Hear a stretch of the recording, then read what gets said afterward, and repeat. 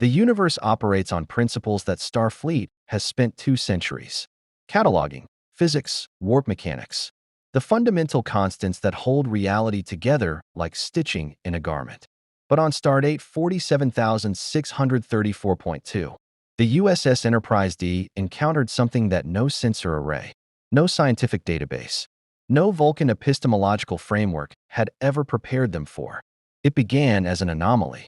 They always do. Lieutenant Commander Data was the first to register it, a subspace distortion, approximately 400 kilometers off the port bow, bearing the spectral signature of neither a natural phenomenon nor any known artificial construct. It pulsed with an energy pattern that the ship's computer spent 3 full seconds attempting to classify before returning an answer that Data would later describe, with characteristic understatement, as unprecedented. The distortion did not exist within any known dimensional framework. It was, in every measurable sense, a tear, not in space, not in time, but in something that Federation science had no word for.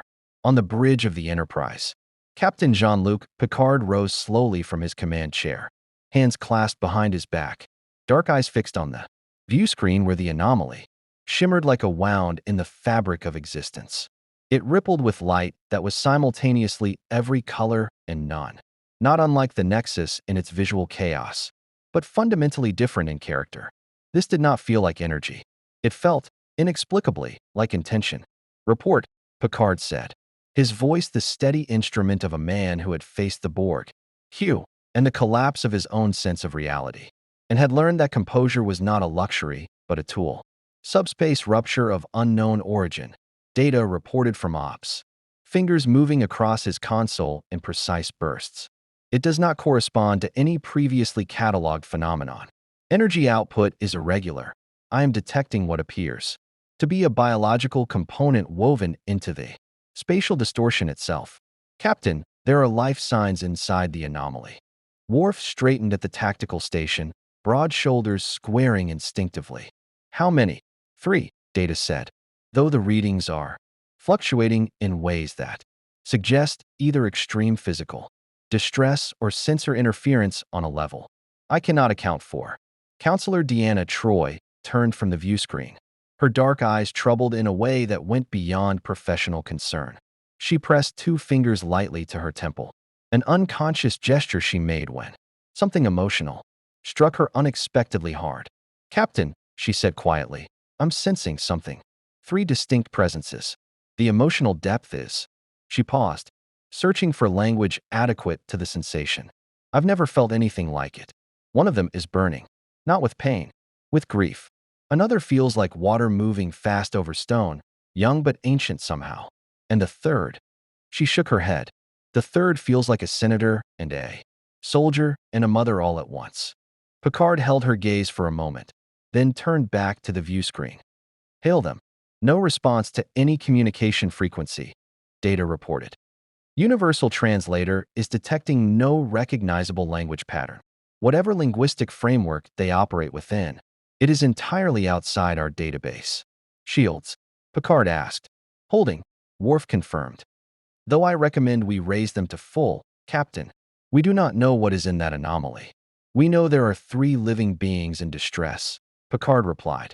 And something about the finality in his voice settled the argument before it could begin.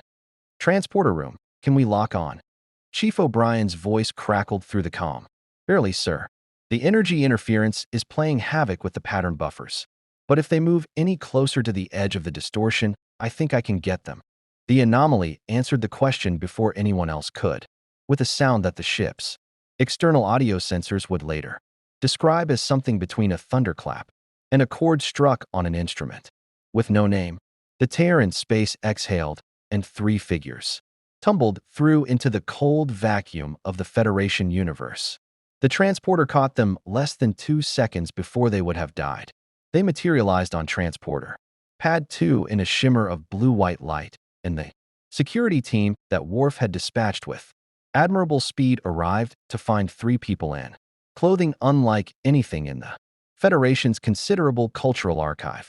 2 of them wore robes, earthy, layered, functional, with strange cylindrical devices clipped to their belts.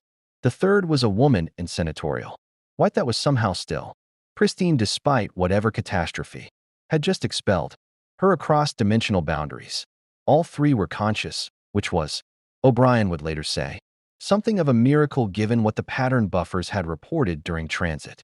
The tallest of them, a young man with close-cropped hair, vivid blue eyes, and a mechanical right hand that the medical tricorder immediately flagged as a sophisticated prosthetic of entirely unknown manufacture, was on his feet.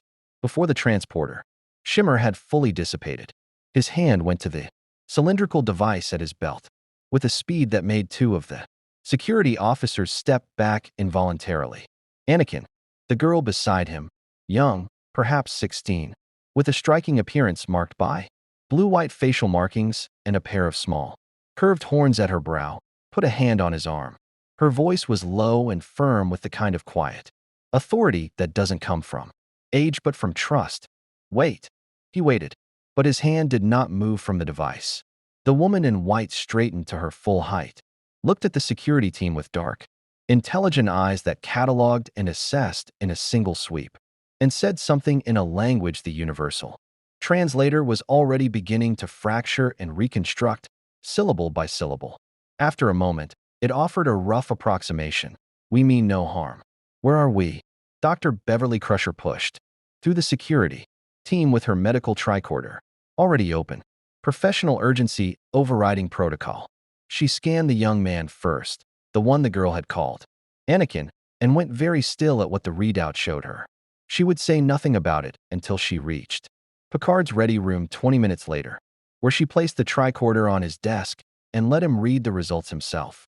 His eyebrow rose slowly. This is accurate. I ran it 4 times, Beverly said.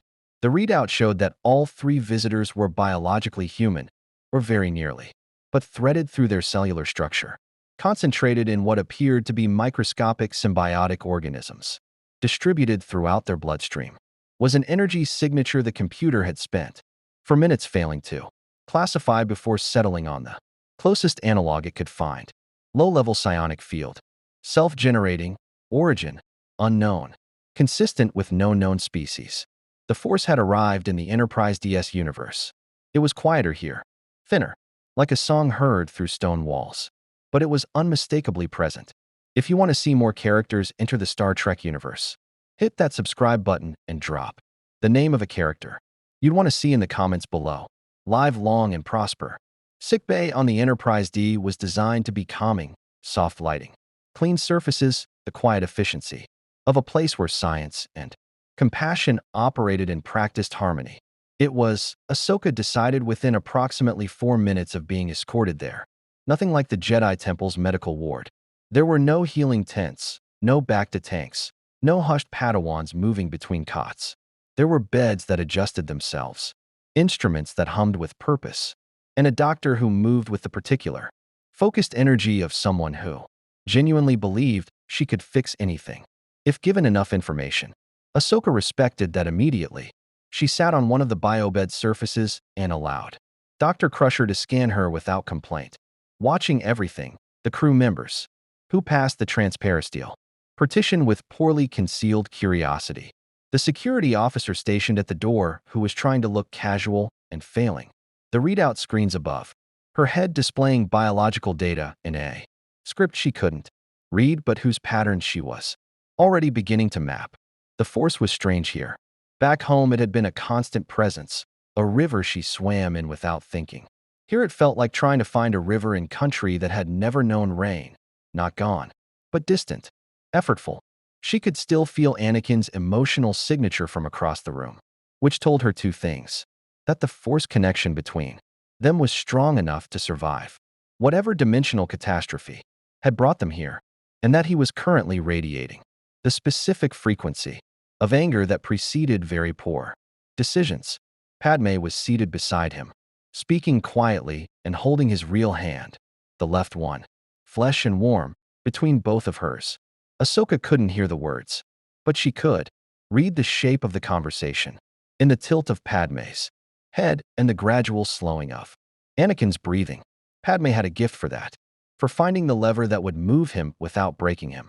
Across sickbay, Anakin was staring at the ceiling with the focused blankness of a man performing intense internal negotiation. The mechanical hand rested on his thigh, fingers half curled. He had not ignited his lightsaber. Padmé had asked him not to, and he was honoring that, though it cost him something visible. The door opened, and Captain Picard entered, followed by the tall Klingon, Worf. Ahsoka had already catalogued the name from overheard conversation, and the pale, golden-eyed officer, whose stillness reminded her, disconcertingly, of certain ancient, forced traditions she'd read about in temple archives. Not human, not pretending to be, something else entirely, operating with a precision that was either deeply reassuring or deeply unsettling, depending on your philosophical position on consciousness. Picard stopped a measured distance from Anakin and Padmé, close enough for conversation, far enough to signal he understood the concept of space. Ahsoka noted the calculation in the positioning and approved of it.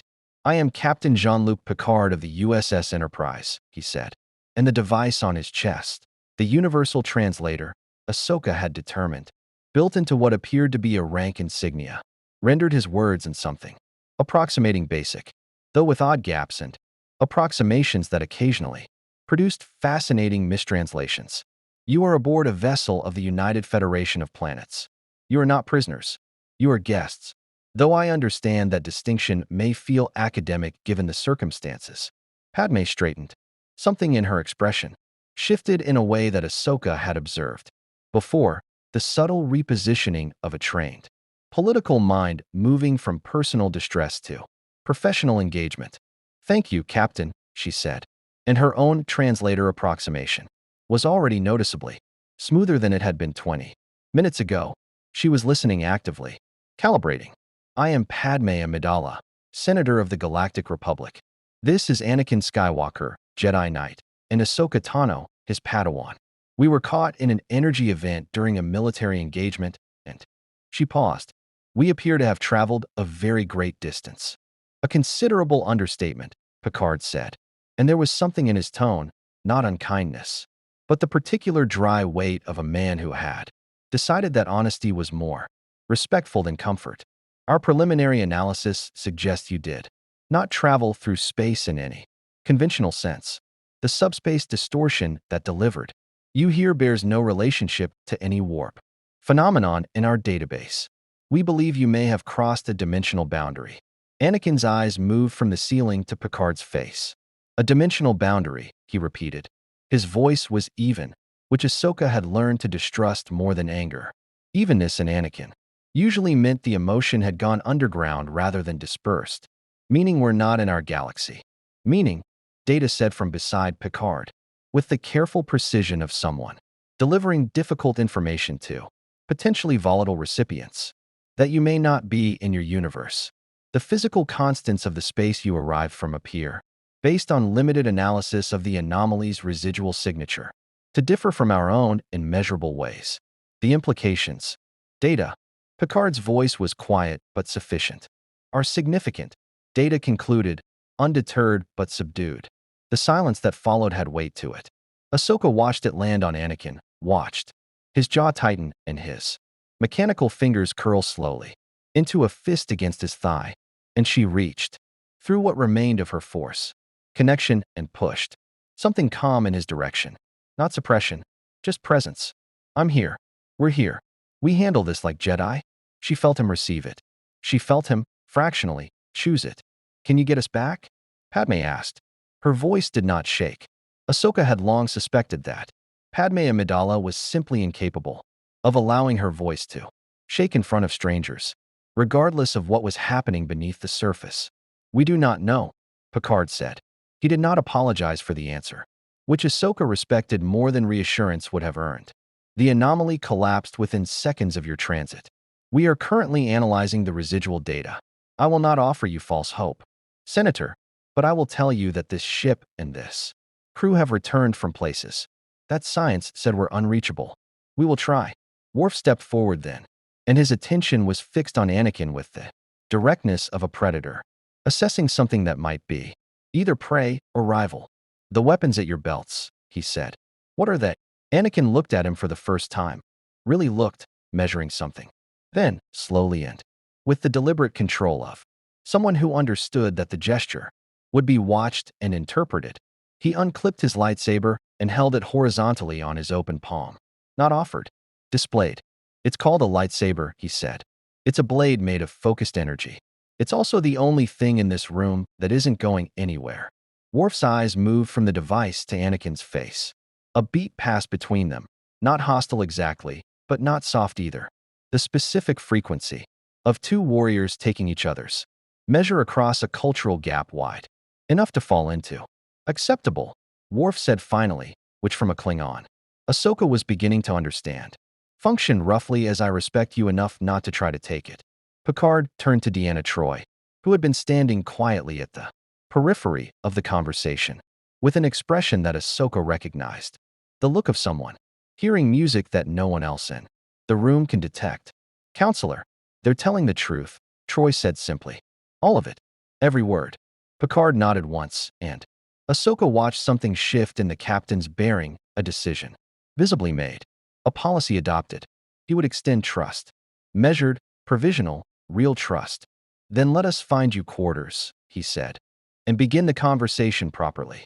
Data's office was a small, precise room that reflected its occupant with unsettling accuracy, ordered without being sterile, curious without being cluttered. Every object present for a reason that Data could articulate in full if asked, and would articulate at length if not stopped.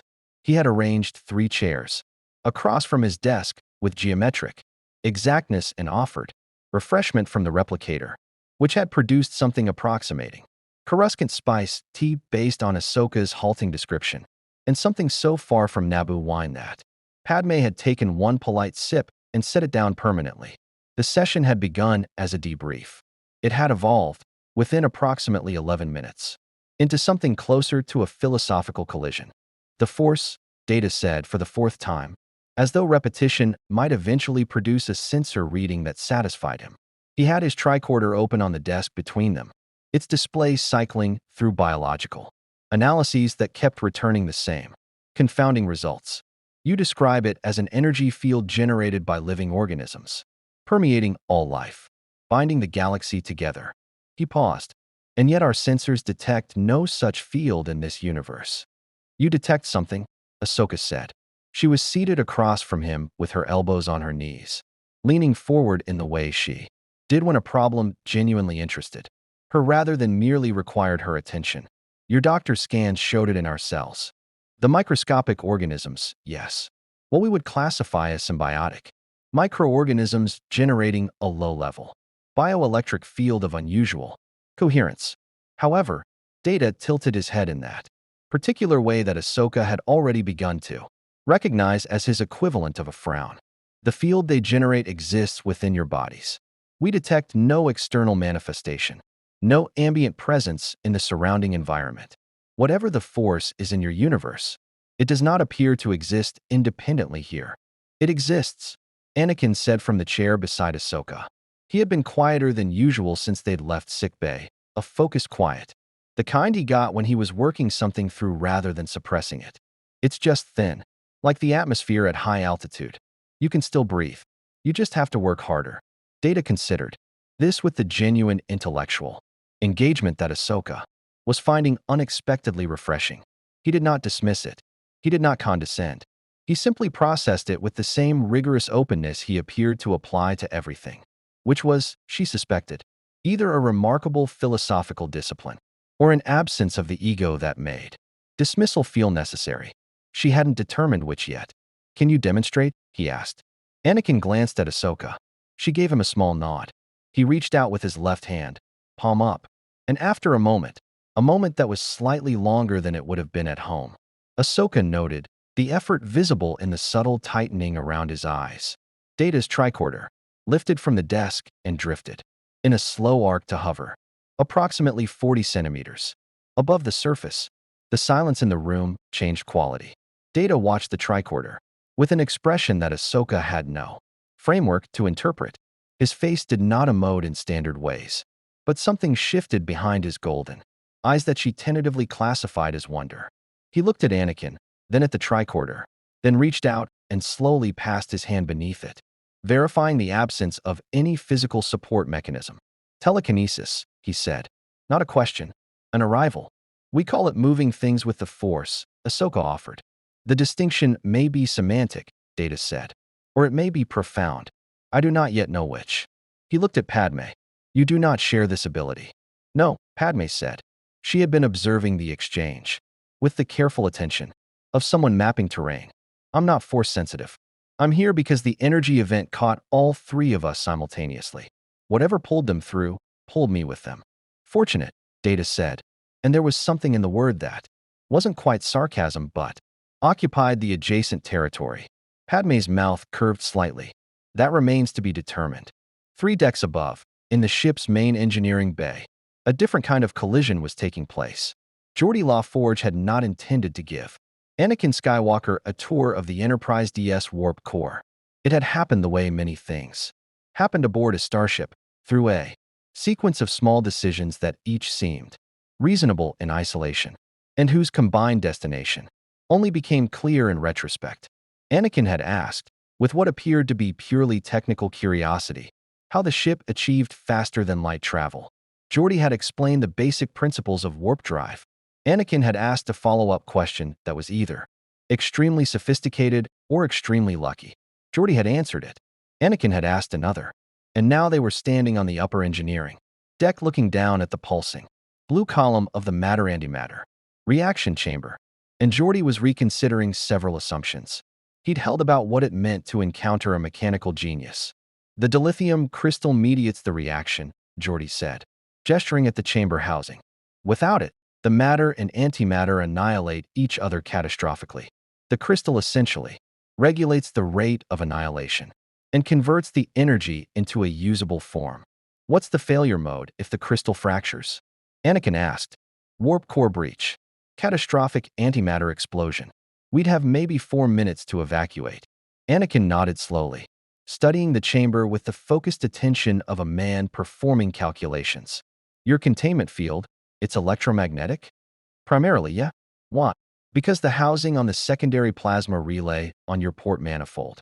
Anakin said, pointing with absolute certainty at a component 17 meters away that Geordi would not have been able to identify from this distance without his visor's enhanced resolution. Has a microfracture in the outer casing. It's not affecting performance yet, but under sustained warp 8 it would. Geordi stared at him. Then he pulled out his tricorder and scanned the component in question. The microfracture was exactly where Anakin had indicated. How did you? Geordi started. I could feel it, Anakin said simply. The vibration pattern through the deck plating is slightly irregular. The resonance frequency is off by approximately. He paused, tilting his head. 0.3%. Geordi lowered the tricorder slowly. He had worked with engineers from 47 different Federation member species. He had collaborated with Vulcan precision architects, Balian systems theorists, and one memorable binary pair who had once identified a quantum flux irregularity by sound alone. He had never encountered anything quite like this. You felt it, he said. Through your boots. Through the Force, Anakin said. But yes, through my boots. It was Counselor Troy who raised the concern that evening in Picard's ready room. After the day's formal assessments were complete and the ship had settled into the quieter rhythms of the night watch. Anakin Skywalker is carrying something very heavy, she said, cradling a cup of hot chocolate that she hadn't drunk. I've been in the presence of soldiers with battle trauma, with grief, with moral injury. What I feel from him is all of those things simultaneously, compressed and pressurized to a degree I've only encountered once before. Picard looked up from his desk. When I was briefly linked to a Borg drone during their first incursion, Troy said, that same sense of something vast struggling against its own containment. She set the cup down. I'm not suggesting he's dangerous, Captain. I'm suggesting he's at a threshold, and I don't know what's on the other side of it. Picard was quiet for a moment, the way he was quiet when something required the full weight of his consideration rather than the efficient portion. He's lost his universe, Picard said finally. His war, his purpose, everyone he's ever known except 2 people. And he's been here less than a day. He paused. I would imagine something would have to be very wrong with a person for that not to be crushing. It's not the grief that concerns me, Troy said carefully. It's what he's built around it. The stars slid past the ready room window, indifferent and ancient. Somewhere in the ship's guest quarters, three people from a galaxy that Federation science had no record of were confronting the specific silence of a universe that didn't know their names. And deep in Anakin Skywalker's chest, something that was not quite the dark side and not quite despair turned over slowly in its sleep, like an ember that has learned patience. The Federation Council chamber on Starbase 74 existed in miniature aboard the Enterprise D in the form of Conference Room 7, a long table of polished synth wood, viewports showing the slow rotation of stars, and the particular quality of silence that accumulates in rooms where consequential things are regularly decided. Picard had convened the senior staff for what he'd termed a formal assessment briefing, which was accurate as far as it went and omitted the secondary purpose entirely, which was to give Padmé Amidala an audience, because something in his diplomatic instincts told him that keeping a senator waiting was not merely impolite, but strategically unwise. She had asked for the meeting herself. She had also, in the 12 hours since their arrival, learned enough Federation standard to conduct the opening portion of the conversation without translator approximation, which had produced in Picard the specific expression he reserved for things that impressed him genuinely rather than merely technically. Padmé entered the conference room wearing the same white senatorial attire. Someone had offered to replicate alternative clothing, and she had declined with gracious finality, which Picard suspected was deliberate, and took the seat across from him with the ease of a woman who had sat across from far more dangerous interlocutors than a Starfleet captain and come away with what she needed. Anakin stood at the viewport with his arms folded, watching the stars. Ahsoka sat beside Padmé and said nothing, which Picard had already learned meant she was listening at approximately twice the depth of anyone else in the room. "I want to understand your political structure," Padmé said, without preamble. "The United Federation of Planets. How many member worlds? How is governance distributed? What is the relationship between civilian authority and Starfleet command?" Riker leaned back slightly in his chair with the expression of a man recalibrating. He had been expecting to ask the questions. 153 member worlds, Picard said. Governance through an elected council. Civilian authority is supreme. Starfleet operates under civilian oversight and serves at the council's direction. We are explorers and peacekeepers, Senator, not a military government. Padmé absorbed this with the focused efficiency of someone filing information, rather than merely receiving it. "And the Prime Directive," she said. "Non-interference with pre-warp civilizations. I read the briefing document your crew provided." She paused. "It's a remarkable philosophical position. I have questions about its application." "Most people do," Riker said. "Specifically," Padmé continued, ignoring the comment with the precision of someone who had spent years in the Senate filtering signal from noise. "I want to understand how the Federation reconciles the Prime Directive with its stated values of diversity and the preservation of life. Because from where I stand, non-interference is sometimes indistinguishable from complicity." The conference room went briefly quiet, in the way rooms do when something true and uncomfortable has been said aloud. Picard studied her for a moment.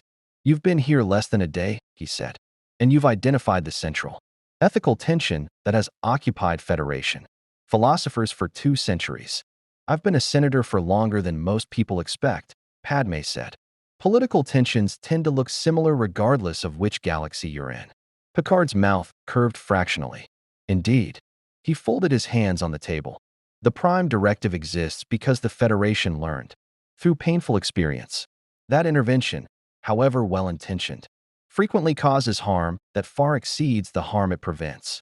The history of this galaxy includes civilizations damaged by premature contact, cultures destabilized by the introduction of technology they weren't prepared for, and at least 2 wars that can be traced directly to Starfleet officers who believed they knew better than the people they were helping. "I understand the principle," Padmé said. "I'm asking about the practice. Because the Galactic Republic also had non-interference policies, and I watched them used as reasons to abandon entire populations to suffering while senators argued about jurisdictional boundaries." She met Picard's eyes directly. "Principles without application are just aesthetics." Across the table, Troy was watching with the quiet intensity of someone hearing a Conversation conduct. Itself on two levels simultaneously. Worf had his jaw set in the particular configuration that meant he agreed with something, and found that agreement inconvenient. Anakin turned from the viewport. He had been still long enough that some of them had unconsciously stopped accounting for him, which was, Ahsoka knew, a mistake people only tended to make once. She's right, he said. There was no belligerence in it, just the flat certainty of someone stating physics. We had a Jedi code: non-attachment, patience, diplomatic solutions. And while we were patient and diplomatic, the Republic rotted from the inside, and nobody did anything about it because the rules said to wait. Something moved across his face too quickly to classify. Rules that exist to protect people need to be flexible enough to actually protect people. Otherwise, they're just rules. Picard regarded him with the careful attention of a man who understood that he was hearing something personal beneath the philosophical statement. That is a perspective we take seriously, he said. It is also a perspective that, taken to its logical conclusion, requires someone to decide when the rules no longer apply, and that someone is always convinced they're right. Anakin held his gaze. The silence between them had the quality of two tectonic plates discovering they occupy the same space. Yes, Anakin said quietly. They always are. It was Data who redirected the conversation, with the impeccably timed diplomatic obliviousness that Ahsoka was beginning to suspect was not entirely unconscious. I would like to address the question of your current status aboard the Enterprise, he said. Specifically, the question of what role, if any, you might occupy during your time with us, and what resources Starfleet might commit to investigating a means of return. Padmé straightened. We would require access to your scientific data on the anomaly. All of it, not a summary. I want Anakin reviewing the technical analysis. He's the best mechanical and engineering mind I've encountered in 20 years of working with Jedi and Republic scientists. And if there's a pattern in that data, he'll find it. Geordi, seated at the far end of the table, made a sound that wasn't quite agreement but occupied its neighborhood. He was thinking about the plasma relay. He had not told anyone else about the plasma relay yet. Reasonable, Picard said. In return, I would ask for your cooperation with our own research into the Force and its mechanics. Not for military application, he added, reading something in Anakin's expression before it fully formed. For scientific understanding. This ship's mission is exploration. You represent something we have never encountered. We're people, Ahsoka said. It was the first thing she'd said in 40 minutes, and it landed in the room with the quiet precision of something that had been waiting for exactly the right moment. Not specimens. Picard looked at her, and whatever he saw in her young face, the steadiness, the experience that shouldn't have fit there yet, produced in him the expression he reserved for genuine respect, uncomplicated by hierarchy. You are absolutely correct, he said, and I apologize for any implication to the contrary. The offer stands only on whatever terms you find acceptable. Ahsoka nodded once. Then we accept. The briefing ended an hour later. As the senior staff filtered out, Padmé lingered at the viewport while Anakin and Ahsoka waited in the corridor. She stood with her hands clasped loosely at her back, a posture Anakin recognized as her thinking stance, the one she adopted when she was converting emotional weight into political strategy. Picard is a good man, she said quietly, to no one in particular. He's a careful man, Anakin said from the doorway. Those aren't opposites, Padmé said. She turned from the stars. Something in her expression was the particular combination of grief and determination that Anakin had loved from the moment he'd first understood what it meant, the face of someone who has decided that mourning and moving forward are not sequential activities but simultaneous ones. We're not going home today, she said. We may not go home for a long time, so we need to decide what we're going to do with the time we have here. Ahsoka watched them from the corridor, watched the way Anakin crossed the room to stand beside her, watched the way some of the compressed tension in his shoulders released, incrementally in her presence, like pressure equalizing through a small valve. We do what we always do, he said, which is, figure it out as we go, he said, and try not to blow anything up. Padmé looked at him for a long moment. Then, despite everything, she laughed, a real one, brief and bright as a signal flare. Down the corridor, Ahsoka smiled, and said nothing, and began quietly, carefully, to feel something that she hadn't expected to find in a universe the Force barely knew existed, something that felt, tentatively, like the beginning of home. The Romulan vessel IRW. Valdor had been running under cloak for 11 days when its sensors detected the subspace residue of the anomaly. Commander Torith was not a woman given to excitement. Excitement was an inefficiency. It clouded assessment, accelerated decisions that benefited from delay, and produced the specific category of mistake that ended careers. In the Tal Shiar, she had built her reputation on the opposite qualities: patience, precision, and the particular coldness of someone who understood that information was worth more than almost anything else in the known galaxy, and that the best way to acquire information was to remain invisible until the precise moment. Invisibility became less valuable than action. She stood at the sensor display on the Valdor's bridge and read the residual data from the collapsed anomaly 3 times before she allowed herself a single measured breath of satisfaction. 3 humanoid life signs had transited the rupture. 2 carried energy weapons of unknown manufacture.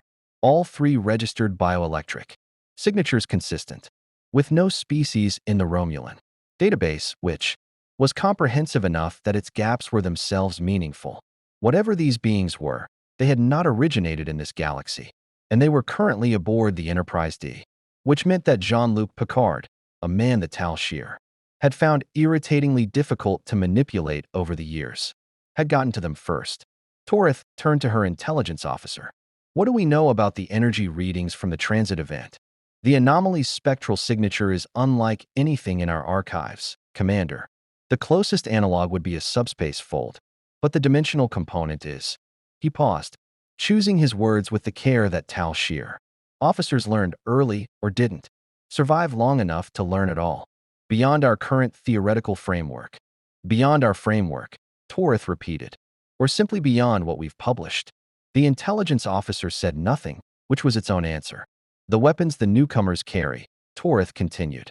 Energy blades with no power cell, no emitter array, no warp signature. What produces them? We don't know.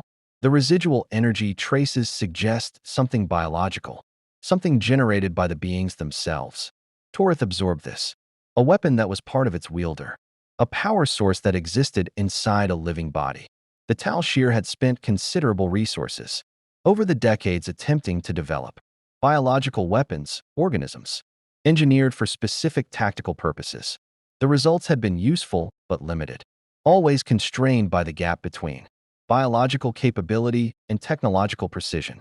But if these beings carried something within their own physiology that could generate directed energy weapons, could interact with matter at a fundamental level, could, based on the anomalous readings from the Enterprise's internal sensors, which the Valdor had been quietly intercepting, for 6 hours, move objects without physical contact.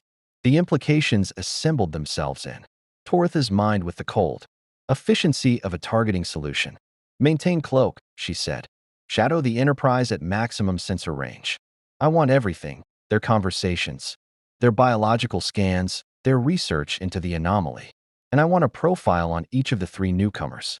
She paused, particularly the tall one, the one with the mechanical hand. Aboard the Enterprise, Anakin Skywalker was elbow-deep in a Jeffries tube. This had not been Geordi's plan for the morning. His plan had involved a methodical diagnostic of the secondary plasma relay, the one Anakin had identified from 17 meters away, through deck plating vibration, followed by a standard repair procedure that would take approximately 4 hours. What had actually happened was that Anakin had looked at the repair schematic for approximately 90 seconds, said, "That's not the most efficient approach," and proposed an alternative that Geordi's engineering instincts told him was simultaneously more elegant and more dangerous than standard procedure.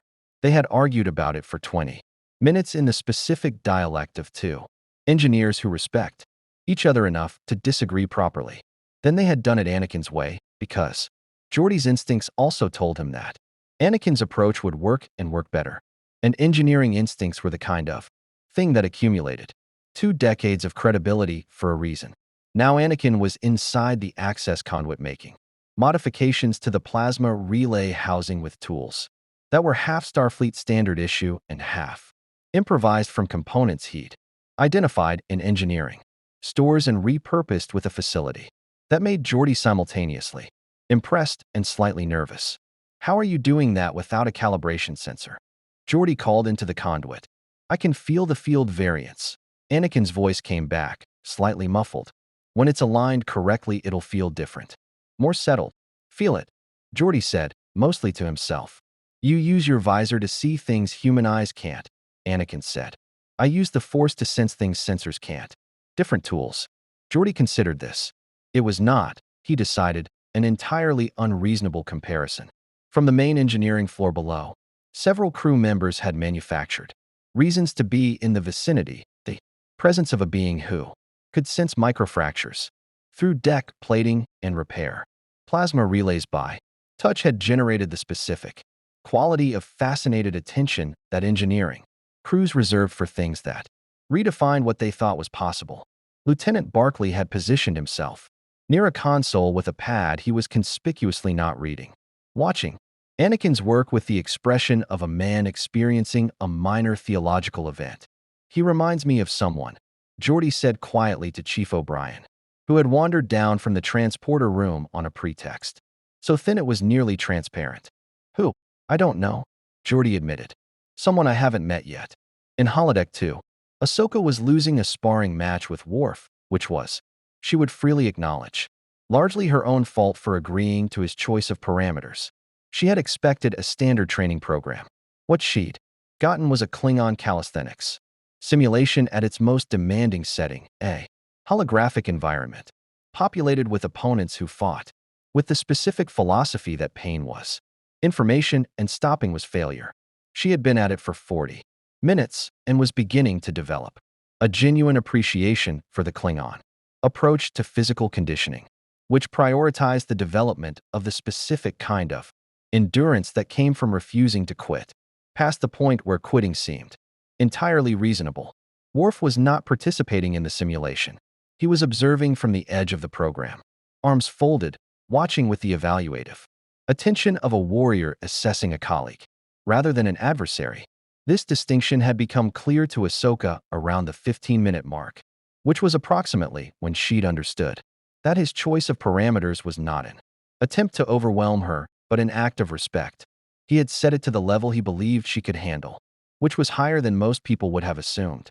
She dropped the final holographic opponent with a Force-assisted pivot that she immediately regretted because the Force cost was higher here than it should have been, and she felt the effort in her bones afterward, and straightened to find Worf watching her with an expression she was learning to read. "You favor your left side when fatigued," he said. "I know," she said. "Your opponent will know too, if they're paying attention." "I know that too," she said. "I was hoping the Force push would end it before it became relevant." "Hope is not a combat strategy. Neither is fighting past the point of effectiveness," she said. "Knowing when to disengage is a skill too." Worf regarded her. The expression shifted by degrees towards something that in a human face would have been approval. "You are very young," he said, "for someone with your level of tactical awareness." "I've had good teachers," Ahsoka said. She paused, catching her breath. "And bad experiences. Those teach faster." Worf made a sound low in his chest that Ahsoka interpreted correctly, as the Klingon equivalent of a laugh. Not humor exactly, but the acknowledgement of a truth that resonated. "This is also true," he said. They stood in comfortable silence. For a moment, the specific silence of two warriors from entirely different traditions who have discovered that the traditions, at their foundation, are asking the same questions. "Your lightsabers," Worf said. "Two blades. Unusual." "I adapt," Ahsoka said simply. Worf nodded. "Then, tomorrow, same time, we will work on the left side." It was not a question. "Yes," Ahsoka said, and felt, in the thin-aired force of this strange universe, something warm and certain as a fixed star. Padmé found Troy in the ship's arboretum that evening, a small, carefully maintained space of real plants and recycled soil that existed aboard the Enterprise as a philosophical statement as much as a biological one. The light was amber and soft, filtered through leaves that had never known a sun other than an artificial one. She had been composing a message. Not a transmission, there was nowhere to transmit it. A record, a habit from years of political life. The discipline of putting things in order so that the disorder didn't accumulate past managing. Troy sat beside her without being asked, with the ease of someone whose profession had taught her that presence was sometimes more useful than permission. You're grieving, Troy said. Not unkindly, simply accurately. Yes, Padmé said. And managing it. That's what I do, Padmé said. I manage things. A pause. Sometimes I'm not sure whether that's a strength or a way of avoiding the parts I can't manage. Troy was quiet for a moment. How is Anakin? Padmé looked at the plants, real plants, alive and indifferent to galactic politics. He's holding, she said carefully. But he holds things the way a dam holds water. It works until it doesn't, and when it doesn't, she stopped. You're frightened for him, Troy said. I'm always frightened for him, Padmé said, with the quiet of someone stating a fact they've long since made peace with carrying. That's also what I do.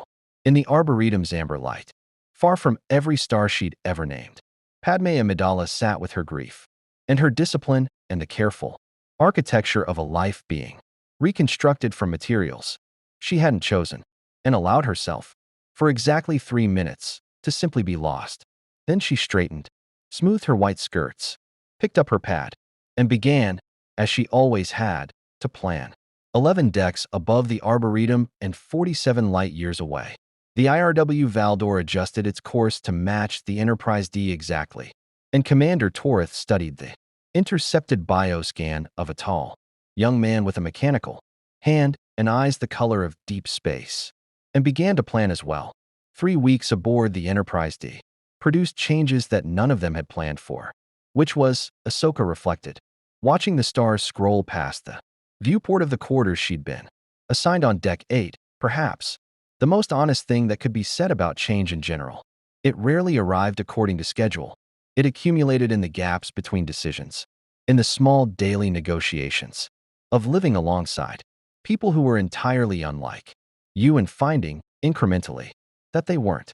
Her quarters were modest by Coruscant standards, and generous by the standards of someone who had spent significant portions of her life sleeping in military encampments, starship bunks, and on one memorable occasion a hollowed-out ATE that had seen better decades. She had arranged them with deliberate spareness, a sleeping area, a meditation space marked by nothing more than a cleared floor and a particular quality of intentional silence, and the viewport, which she visited every morning before the rest of the ship's day cycle began. To look at stars she didn't know the names of and practiced the discipline of finding that acceptable. The force was still thin.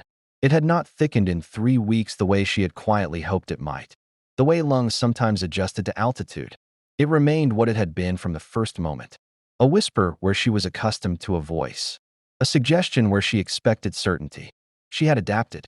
Jedi trained for adaptation the way engineers trained for systems failure, not because failure was acceptable, but because the universe was indifferent to what you found acceptable, and preparation was the only honest response to indifference.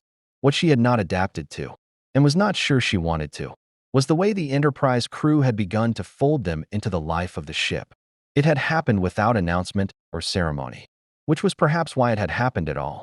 Ceremony would have made it self-conscious, would have drawn attention to the strangeness of the situation, and given everyone involved time to remember that they were strangers. Instead, it had accumulated in the way of all genuine belonging, through repeated small moments that individually meant nothing and collectively meant everything.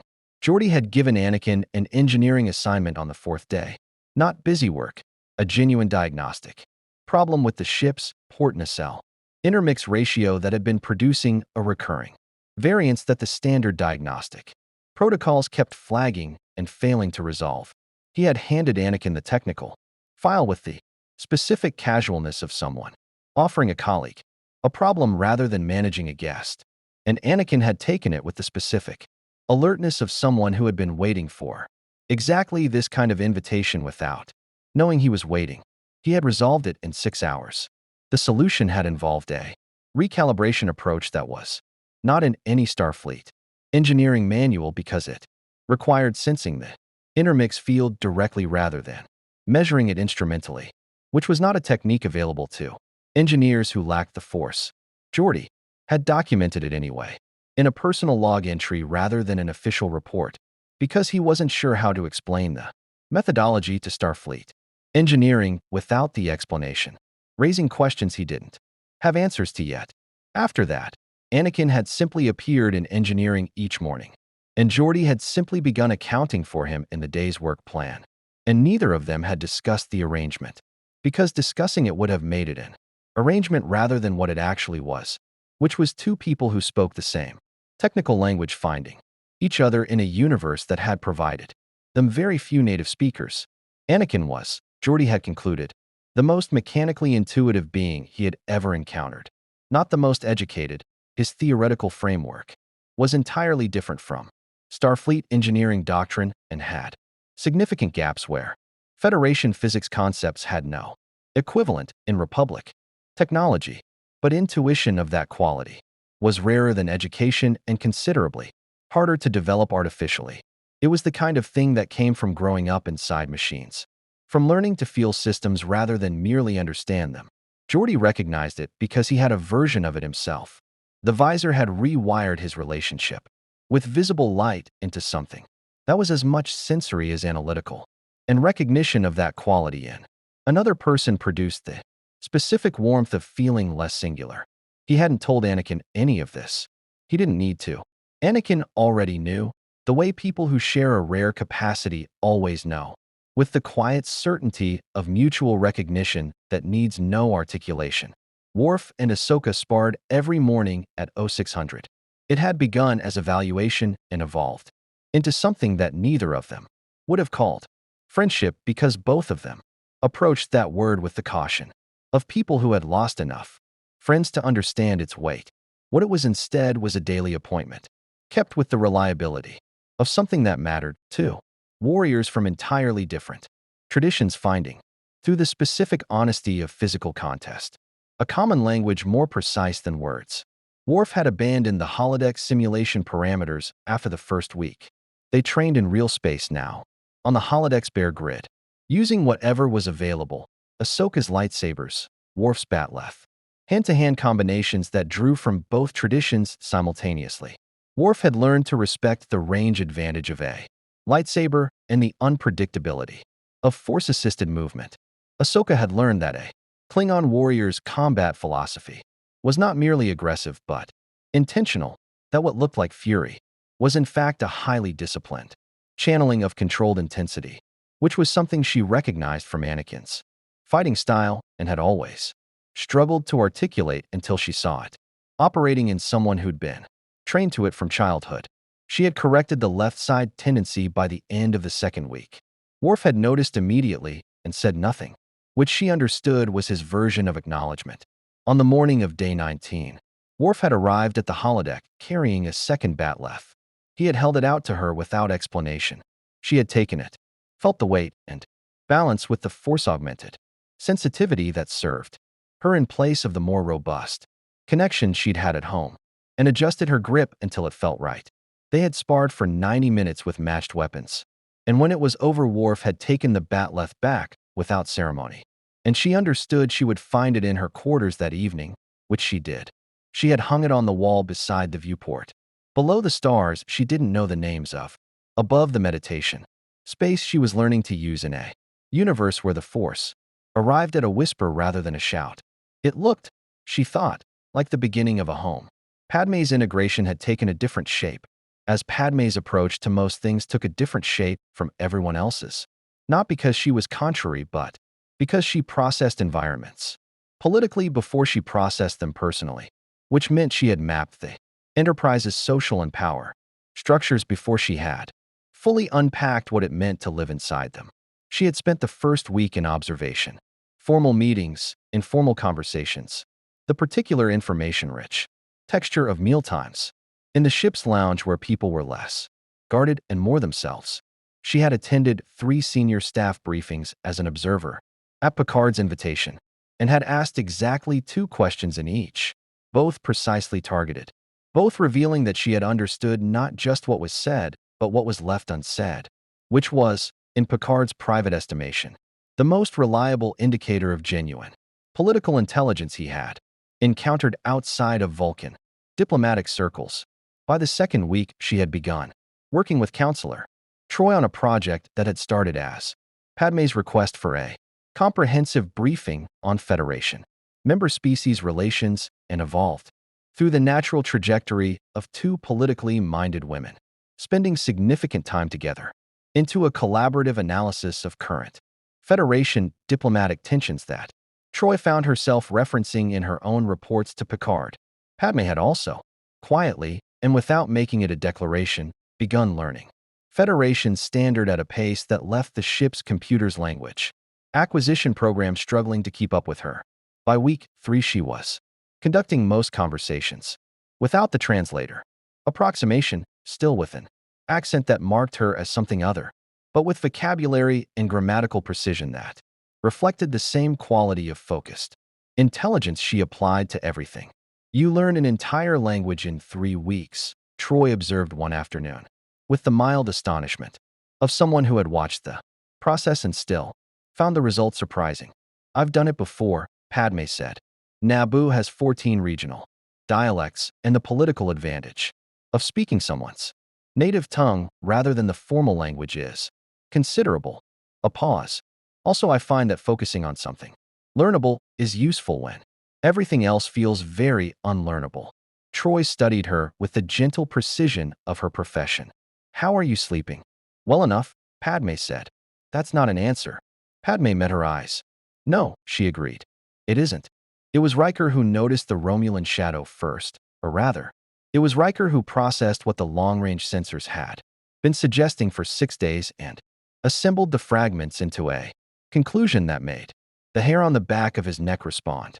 Before his analytical mind had fully caught up, he brought it to Picard at 2100 hours, when the bridge was on. Night watch and the corridors had the particular quiet of a ship at peace with itself, a quiet that Riker had learned over years to enjoy without trusting. We have a cloak, he said. Picard looked up from the book he was not quite reading. How long? Best estimate, 11 days. Maybe longer. They're good, whoever it is. They're running their cloak at the absolute edge of detection, which takes discipline, and suggests they have a specific reason to stay close rather than simply monitor from a distance. Romulans, Picard said. It wasn't a question. Almost certainly, the censored ghost has the right mass profile for a Deridex class. Warbird. Riker sat down. They've been watching us since approximately the day after our 3 guests arrived. The connection assembled itself between them without needing to be spoken. Picard closed his book. His expression had the particular quality it acquired when a situation had just become simultaneously more complex and more dangerous, which was an expression his crew had learned to read as the signal that Picard had already begun the calculation and was determining which pieces could be moved without starting a war. They saw the anomaly, Picard said, or they detected our sensor activity around it, or both. They'll have intercepted our internal scans. Picard was quiet for a moment. They know what Anakin, Ahsoka, and Padmé are, or at least what our sensors suggest they are, which is something the Tal Shiar would find very interesting, Riker said. Picard stood, moved to the viewport. The stars outside were the same stars they had always been, ancient and indifferent and suddenly full of hidden things. We do not alter course, he said. We do not increase sensor sweeps in a way that suggests we've detected them. We continue as normal. He turned. And in the morning, well, I need to brief our guests on the specific nature of Romulan interest in extraordinary things. Riker nodded and stood to leave. Number 1. Picard's voice was quiet. Make sure Worf knows. Not officially. Just make sure he knows. Riker's mouth curved slightly. He already does, he said. He told me an hour ago. I came to you second. Picard absorbed this with the expression of a man who was, in the specific way of long experience with Worf, entirely unsurprised. Of course he did, he said. The briefing happened at 0700, in the privacy of the captain's ready room rather than the conference room, because Picard had learned over decades that the architecture of a conversation shaped its content, that a long table and ranked seating produced a different kind of thinking. then a smaller space where people sat, close enough to read each other's faces without effort. Anakin took the news about the Romulan shadow the way he took most unwelcome information, with a stillness. That was the opposite of calm. The specific quality of energy compressed rather than absent. He was seated across from Picard with his forearms on his knees, and his mechanical hand loosely fisted. And when Picard finished speaking, he was quiet for seconds before he said, "How long have you known?" Riker confirmed it last night. Picard said, "We believe they've been trailing us for approximately 11 days. 11 days, Anakin said. The two words carried the weight of a much longer sentence. We did not withhold this information for any reason beyond certainty. Picard said, "I will not brief you on a suspicion. When it became a confirmed assessment, I brought it to you immediately." Something in Anakin's expression evaluated this and, fractionally, accepted it. Ahsoka, seated beside him, had her eyes on the middle distance with the focused inwardness of someone cross-referencing new information against existing observations. She had felt something in the Force several days ago. She realized now, a directional unease she had attributed to her reduced sensitivity and filed away as noise. It had not been noise. Padmé, seated on Picard's side of the desk in the chair she had taken as naturally, as if she'd chosen it for a reason, which Anakin suspected she had, was already several steps ahead of the briefing itself. "The Tal Shiar," she said. It was the first thing she'd said since Picard began speaking. "Almost certainly. Tell me about them." Picard described the Tal Shiar with the precise economy of a man who had encountered their work firsthand and carried the specific wariness of someone who respected a danger without underestimating it. The Romulan intelligence apparatus, elite and ruthless, operating with a mandate that existed outside normal military command structures, accountable to no authority that had ever been successfully identified by Federation intelligence, an organization that viewed information as the only currency that mattered and was willing to pay any price to acquire it. Padmé listened without expression, which Anakin had long since learned to read as her most intense mode of attention. "They want us," she said when Picard finished. "Specifically, they want to understand what we are, what we can do." "That would be consistent with their methodology," Picard said. "Then they'll move soon," Padmé said. "Intelligence organizations that operate through patience and observation have a threshold, a point at which continued observation produces diminishing returns relative to direct acquisition. They've been watching for 11 days. They have our biosigns, our capabilities, our behavioral patterns." She paused. "They have enough. The next move will be direct." Picard regarded her. "Your experience with intelligence operations is considerable." "I've been a target of them before," Padmé said simply. "Several times. I'm still here."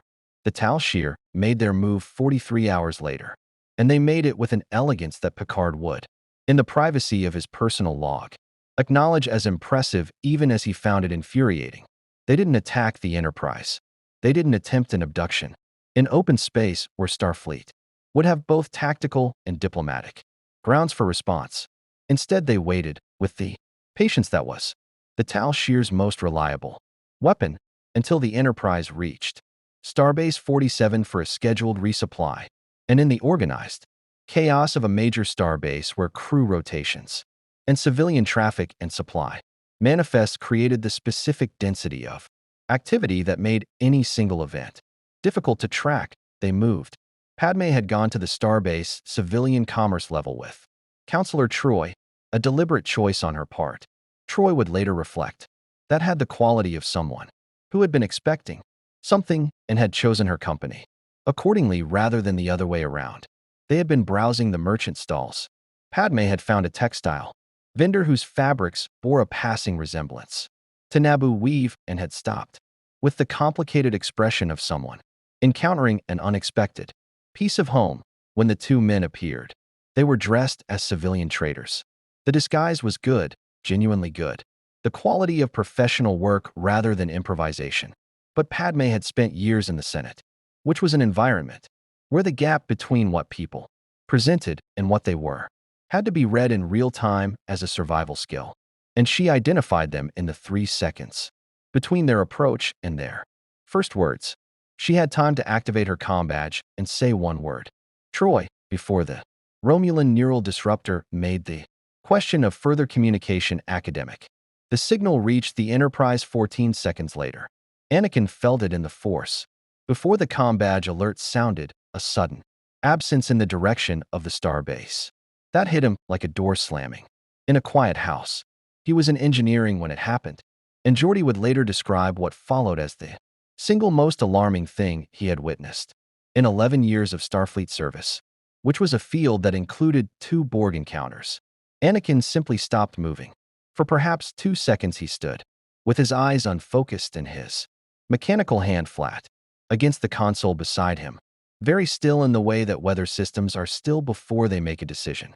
Then he turned and walked out of engineering, and the quality of his movement had changed in a way that Geordi didn't have language for. The purposefulness was the same, but the temperature of it was different, colder and more absolute, like the difference between water and ice.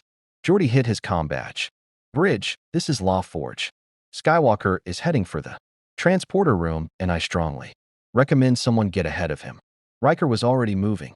He intercepted Anakin at the junction between Deck 16 and the turbolift, which required him to have essentially run from the bridge, which he had done, and he positioned himself in Anakin's path with the specific physical confidence of a man who understood that blocking this particular individual was a calculated risk and had decided it was worth taking. Anakin, he said. Anakin stopped. His blue eyes were different, not darker exactly, but more singular. The way light becomes more focused when everything peripheral is removed. They have Padmé. We know. Picard is. Where are they taking her? We're working on. Where? The word was not loud. It was the opposite of loud. It had the quality of pressure rather than volume. And Riker felt it in his chest before his ears fully processed it. And beside him the bulkhead panel flickered as though something had briefly interfered with its power supply. Riker held his ground. He was a man of considerable physical and moral courage, and he understood instinctively that flinching here would accomplish nothing useful. We don't know yet, but charging into a Romulan operation on a major star base without intelligence or coordination will get Padmé killed faster than anything else you could do. You know that. Something moved through Anakin's face, not acceptance exactly, but the recognition of a true statement, making contact with a part of him that was still listening. Then get me the intelligence, Anakin said. Fast. It was Data who found it, in the 11 minutes that Riker spent keeping Anakin in the corridor through a combination of valid strategic argument and sheer stubborn presence. The Tal Shiar operatives had transported Padmé to a civilian cargo vessel, the Terex, registered to a Remand Trading Consortium, that Federation. Records listed as legitimate and Starfleet intelligence had separately flagged as a known Tal Shiar cover operation, a discrepancy that would generate significant interagency correspondence in subsequent weeks. The Terex was currently docked at Base 7, scheduled to depart in 40 minutes. They're not leaving the starbase yet. Data reported to Picard on the bridge. They appear to be waiting for something, possibly confirmation from a superior authority before proceeding. Or they're using her as bait, Worf said from Tactical. His voice had the particular flatness that meant he was maintaining professionalism through deliberate effort. He had spent 19 mornings sparring with Ahsoka, and the lines between colleague and something more protective than colleague had blurred, in the way that lines did on starships, where proximity and shared risk accelerated relationships past their normal pace. Ahsoka was standing beside him. She had arrived on the bridge 2 minutes after Riker's call, lightsabers at her belt, and her face had the quality of absolute, controlled focus that Worf recognized from their training sessions. The expression she wore when she had decided that emotion was a tool to be used rather than a condition to be managed. They're waiting for Anakin, she said quietly. They don't just want Padmé. They want to see what he does when someone he loves is threatened. They're measuring him. The bridge was briefly quiet. Then we don't give them that measurement, Picard said.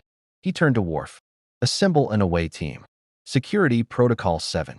We go to Base 7 through the maintenance corridors, and we do this quietly, without a diplomatic incident that the Romulan ambassador can later describe as Federation aggression.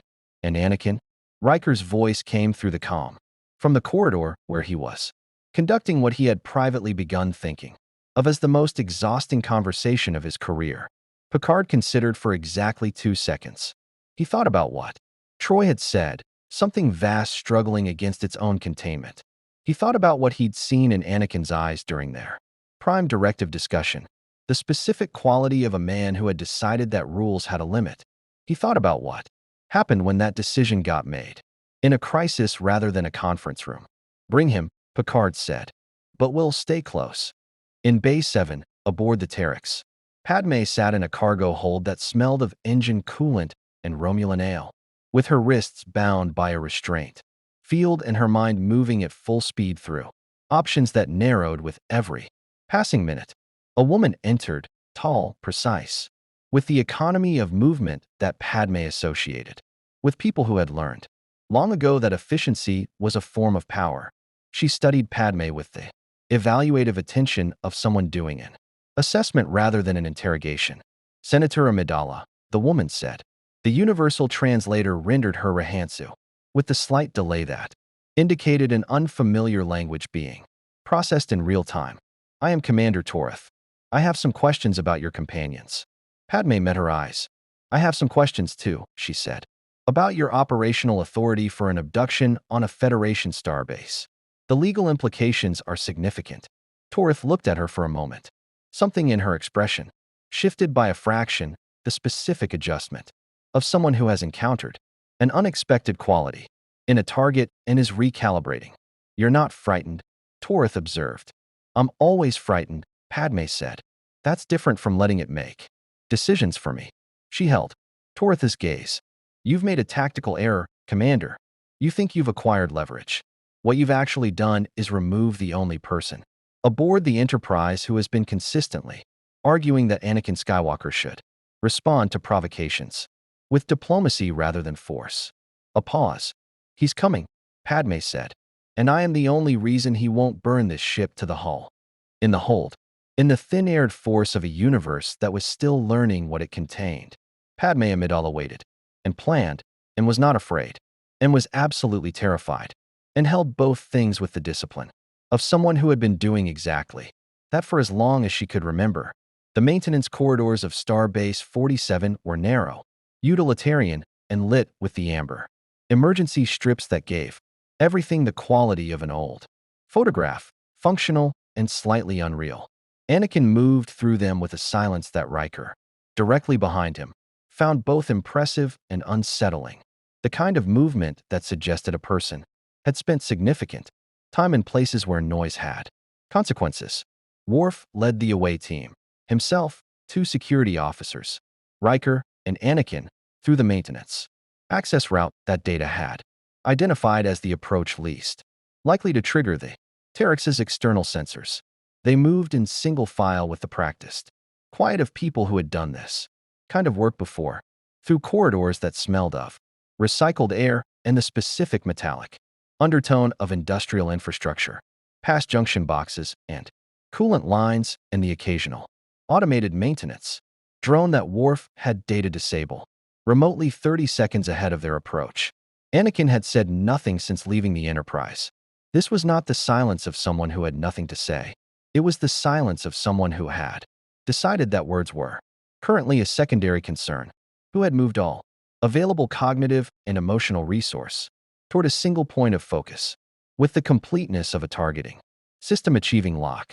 Riker had been watching him in his peripheral vision for the entire transit, and had noted, with the professional attention of a first officer cataloging variables, that the temperature in Anakin's immediate vicinity seemed fractionally lower than the surrounding corridor, which was impossible, and which Riker's tricorder confirmed, and which he decided to process later when the current situation permitted processing.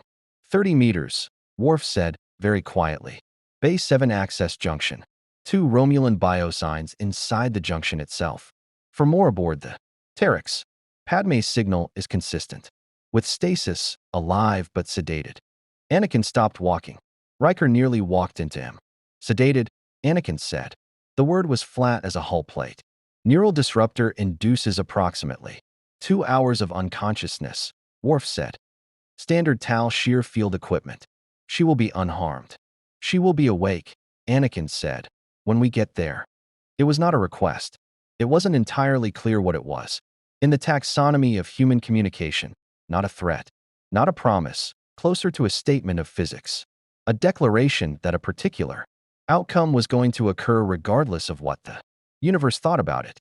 Riker had heard commanding officers speak that way, occasionally, at moments when the situation had compressed down to something essential and a certain quality of certainty became the only available response to uncertainty. He had not expected it to make the lights in the corridor flicker. They did, just once, briefly, a pulse through the amber emergency strips like a skipped heartbeat, accompanied by a low subsonic vibration that Riker felt in his back teeth, and that the two security officers exchanged a glance about and then, professionally did not mention. Worf turned and looked at Anakin with an expression that was not alarm, but was in the same neighborhood. Save the power display for when we need it, he said. It was the tone he used in training, directive without condescension, the voice of someone who respected the ability and was managing its deployment rather than questioning its existence. Anakin looked at him. Something in his eyes was different from what it had been 3 weeks ago. Not darker, not yet, but more singular.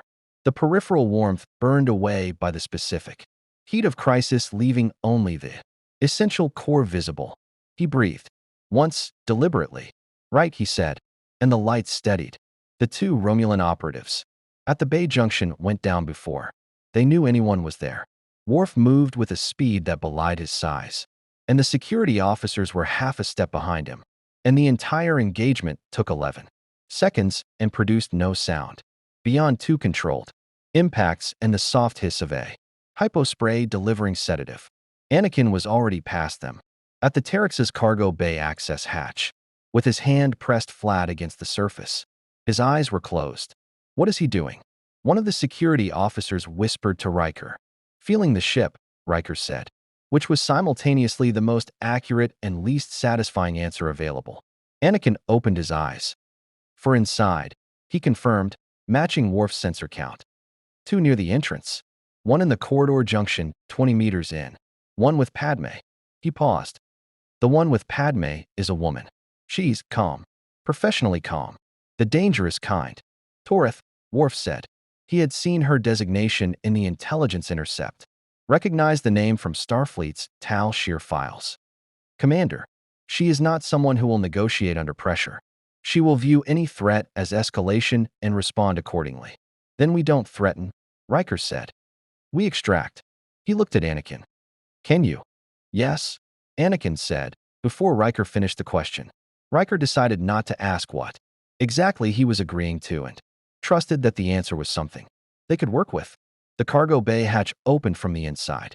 This was notable because no one had operated the external controls, and the hatch's internal mechanism had been locked from the Romulan side, and the two security officers who witnessed it open were still discussing it in the Enterprise's crew lounge. Approximately 6 weeks later, without having arrived at a satisfying explanation, the lock simply released. The hatch simply opened. The Force, thin as it was in this universe, had found a mechanism it could operate, not with the casual ease of a fully connected Jedi at home, but with the focused, costly effort of someone reaching through stone to find a latch. Anakin's face showed the strain of it briefly, a tightening around the eyes. That was gone before anyone else could register it as information. Then the hatch was open and Worf was through it and the away team was moving with the compressed efficiency of people who have very little time and know it. The two Romulans near the entrance were subdued within seconds. Worf and one security officer, simultaneous and precise.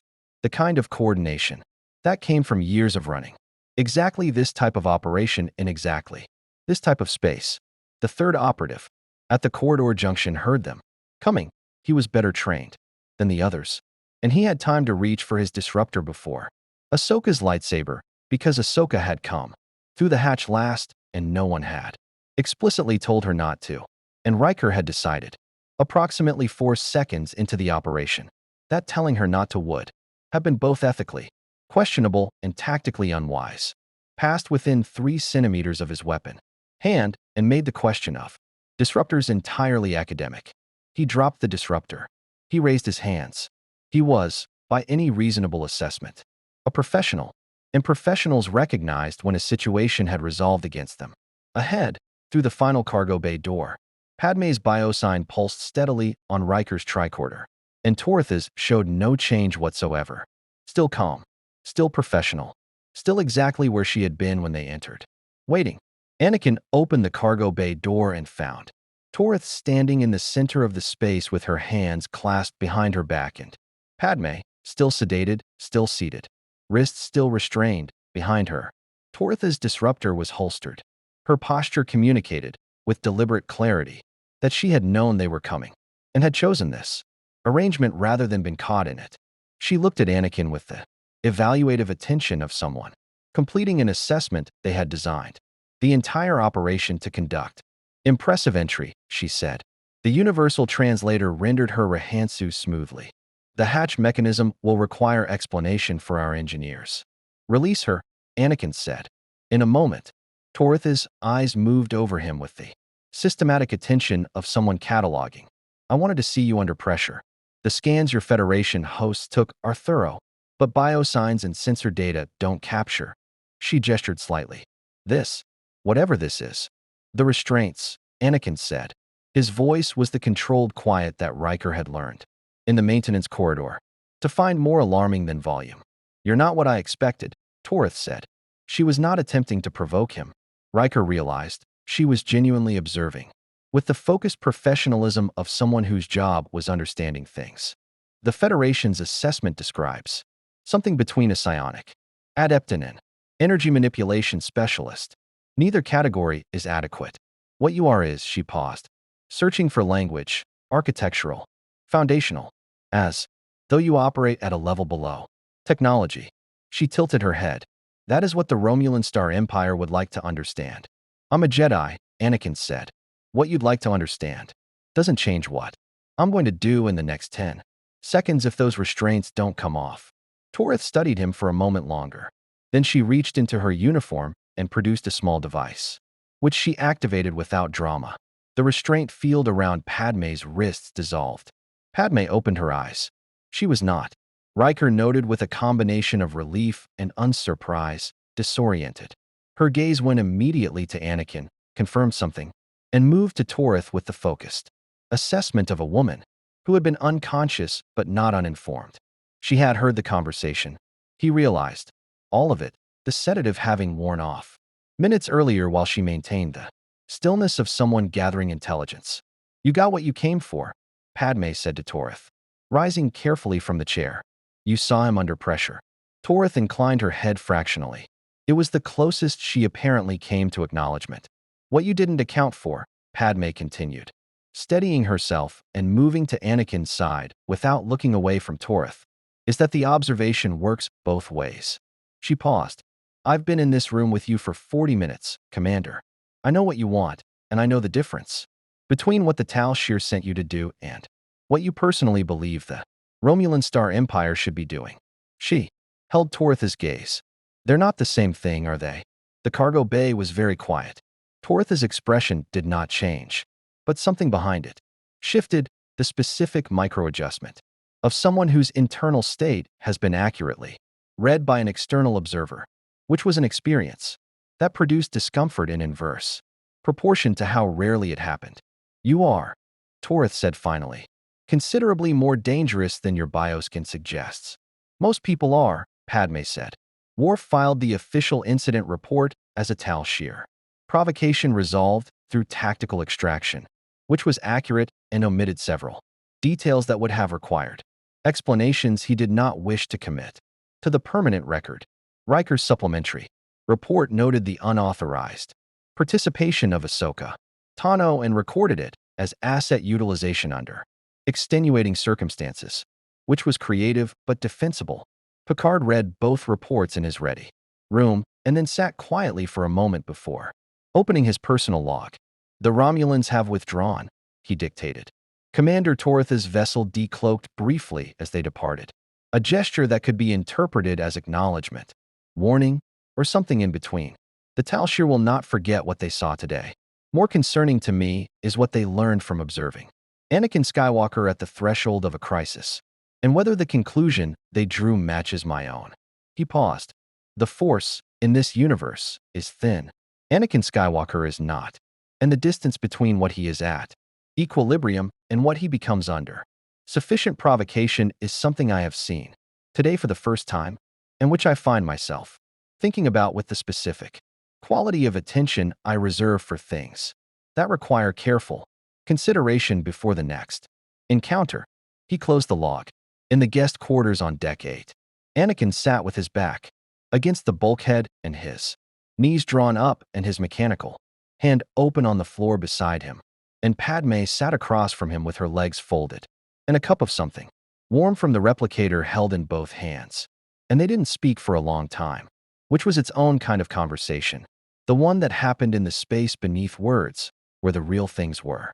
I felt it, Anakin said finally, quietly. Padmé looked at him over the cup. When they told me you were sedated, he said. I felt it. The edge of it. The place I go when, he stopped. His jaw worked. It was closer than it's been in a long time. Padmé set the cup down. But you didn't go there. Barely. Barely is enough, she said. Barely is what we have some days. The important thing is that you stopped. Anakin looked at his mechanical hand. Picard saw it, he said. Whatever I was in that corridor. He was watching. He's a perceptive man, Padmé said. He's going to have questions. Yes, Padmé agreed. And you're going to answer them honestly. She met his eyes. Because that's who you are here, Anakin. You don't have the Clone Wars here. You don't have the Council. Watching and the politics and the accumulation of everything that made it so hard to breathe back home. She held his gaze with the steadiness of someone who had decided something and was sharing the decision rather than the deliberation. You have a chance to be exactly who you want to be in a universe that doesn't know what you were before. That's terrifying, and it's also a gift, Ahsoka said from the doorway. They both looked at her. She was leaning against the frame with her arms folded, and her expression had the quality of someone who has been standing there long enough to have heard what mattered. Sorry, she said, not sounding particularly sorry. The door was open. She looked at Anakin. She's right. We're not going home tomorrow. Maybe not ever. So the question isn't who we were. It's who we're going to be. Anakin looked at them both, at Padmé, with her steadiness and her grace, and her grief worn openly like a second garment. At Ahsoka with her youth that wasn't really youth and her ancient careful eyes. He exhaled. Right, he said, for the second time that day, and with a different quality entirely. Outside the viewport, the stars of a universe that was not theirs moved in their ancient patterns, indifferent to the question of belonging. And somewhere in the dark, between them a Romulan warbird, made its way home with data that its commander had not yet decided how to interpret, and a Borg long-range probe completed its analysis of an energy signature it had no category for and transmitted its findings to the collective. And the universe continued in the way universes do, without waiting for anyone to be ready. The Borg cube dropped out of transwarp at 0300 Starship time, and the Enterprise D went to red alert with the specific controlled urgency of a crew that had faced the collective before and carried the particular knowledge that experience with the Borg was not reassuring but clarifying. It told you exactly what you were dealing with and provided no comfort whatsoever about your chances. Picard was on the bridge in 40 seconds, still pulling his uniform straight, and what he saw on the view screen stopped him mid-step with the involuntary physical response of a man whose body remembered something his mind preferred not to. The cube was massive, 3 kilometers of geometric certainty, moving through space with the implacable patience of something that had decided it was going to arrive and was simply waiting for space to get out of the way. Its surface crawled with the specific mechanical activity of a Borg vessel at tactical readiness, energy conduits cycling, weapon arrays rotating to tracking position, the green bioluminescent light that the crew of the Enterprise had learned to read as the color of existential threat. Shields, Picard said. Shields at maximum, Worf confirmed. His voice was level. His hands were steady on the tactical console. Weapons armed. Captain, they're not firing. They're scanning, Data said from Ops. Intensive sensor sweep, focused primarily on He paused in the way he occasionally did when data produced a result that required an additional processing cycle, focused on the guest quarters on Deck 8. The bridge was briefly, absolutely quiet. They came for them, Riker said. They came for the Force, Picard said. He moved to his command chair and sat with the deliberate composure of someone choosing to occupy their authority rather than simply inhabit it. Hail them. The Borg did not respond to hails. They never did, not in the conventional sense. What came instead, after 17 seconds of silence, was the voice, or rather the voices, the layered harmonic convergence of a billion individual consciousnesses, collapsed into a single, terrifying utterance that the Enterprise's bridge speakers rendered with a physical quality, a vibration in the chest that was less sound than pressure. We are the Borg. Your biological and technological distinctiveness will be added to our own. The entities designated Skywalker, Tano, and Amidala possess unique biological characteristics not represented. In the collective, resistance is futile. You will be assimilated. Ignore the last part, Riker said. Old habit. Anakin arrived on the bridge 2 minutes after Red Alert, with Ahsoka a half step behind him and Padmé, who had apparently decided that remaining in guest quarters during a crisis was not something she was going to do. Directly behind her, they stopped at the rear of the bridge and looked at the view screen, and the cube looked back with its 1,000 silent sensors. And the moment had the quality of two entirely different philosophies of existence, making eye contact across 300 kilometers of space. That's the Borg, Ahsoka said. It was not a question. She had read the briefing files. Yes, Picard said, without turning. And they want us. Specifically, they want your biological distinctiveness. The Force, or more precisely, the microscopic organisms that generate it, represents something the collective has not encountered before. They will attempt to assimilate it. Anakin was looking at the cube with an expression that Riker had not seen on him before, not anger, not the compressed pre-crisis stillness of the maintenance corridor, but something more considered. The expression of a pilot assessing a tactical situation. How do they assimilate? Physically, nanoprobes, Data said. Microscopic machines injected through tubules extended from a drone's hand. The nanoprobes rewrite cellular structure and establish a link to the collective's hive mind. The process takes minutes for humans. They will adapt it for your physiology. Can they adapt for the Force? Unknown, Data said. Theoretically, the midichlorians could be assimilated as biological material. Whether the Force itself, as an energy phenomenon, would transfer to the collective is an open question. It won't, Ahsoka said quietly. Everyone looked at her. The Force is about life, individual life, connected life, the relationships between living things. The Borg eliminate individuality. They can take the midichlorians, but they can't take what the midichlorians generate, because what they generate depends on the very thing the Borg destroy. She paused. But they don't know that, and they'll keep trying until they figure it out. The bridge absorbed this. How many drones on that cube? Anakin asked. Approximately 64,000, Data said. Anakin nodded slowly. And if they send boarding parties? Our shields are currently preventing transport, Worf said. However, a vessel of that class can modulate transport frequencies to match our shield harmonics within approximately 40 minutes of sustained analysis. After that, 40 minutes, Anakin said. He turned to Picard. What's your plan? Picard had been thinking since the cube appeared, running the calculation through all its variables, with the focused efficiency of a man who had faced this specific nightmare before and survived it through a combination of tactical innovation and choices he still carried. The weight of a direct engagement is not survivable, he said. We have fought Borg cubes before and the outcome has always depended on factors beyond firepower, specific knowledge of collective vulnerabilities, unconventional approaches, or assistance we cannot guarantee today. So we run, Riker said. We withdraw to Federation space and request fleet support. A single ship cannot fight a cube. That is not defeatism, that is physics. They'll follow us, Worf said. Yes, Picard said. They will, which means we lead them away from inhabited systems while coordinating a response. He turned to Khan. Ensign, plot a course away from the nearest inhabited system, maximum warp. Engage on my. Wait, Anakin said. Picard turned. Anakin was looking at the cube with the expression he wore in engineering when he was solving a problem, the focused inward attention of someone cross-referencing multiple data streams simultaneously. The cube is analyzing us, he said. Scanning for our biology. For the Force. He paused. What if we give them something to analyze that disrupts the analysis itself? Explain, Picard said. The Force connects living things.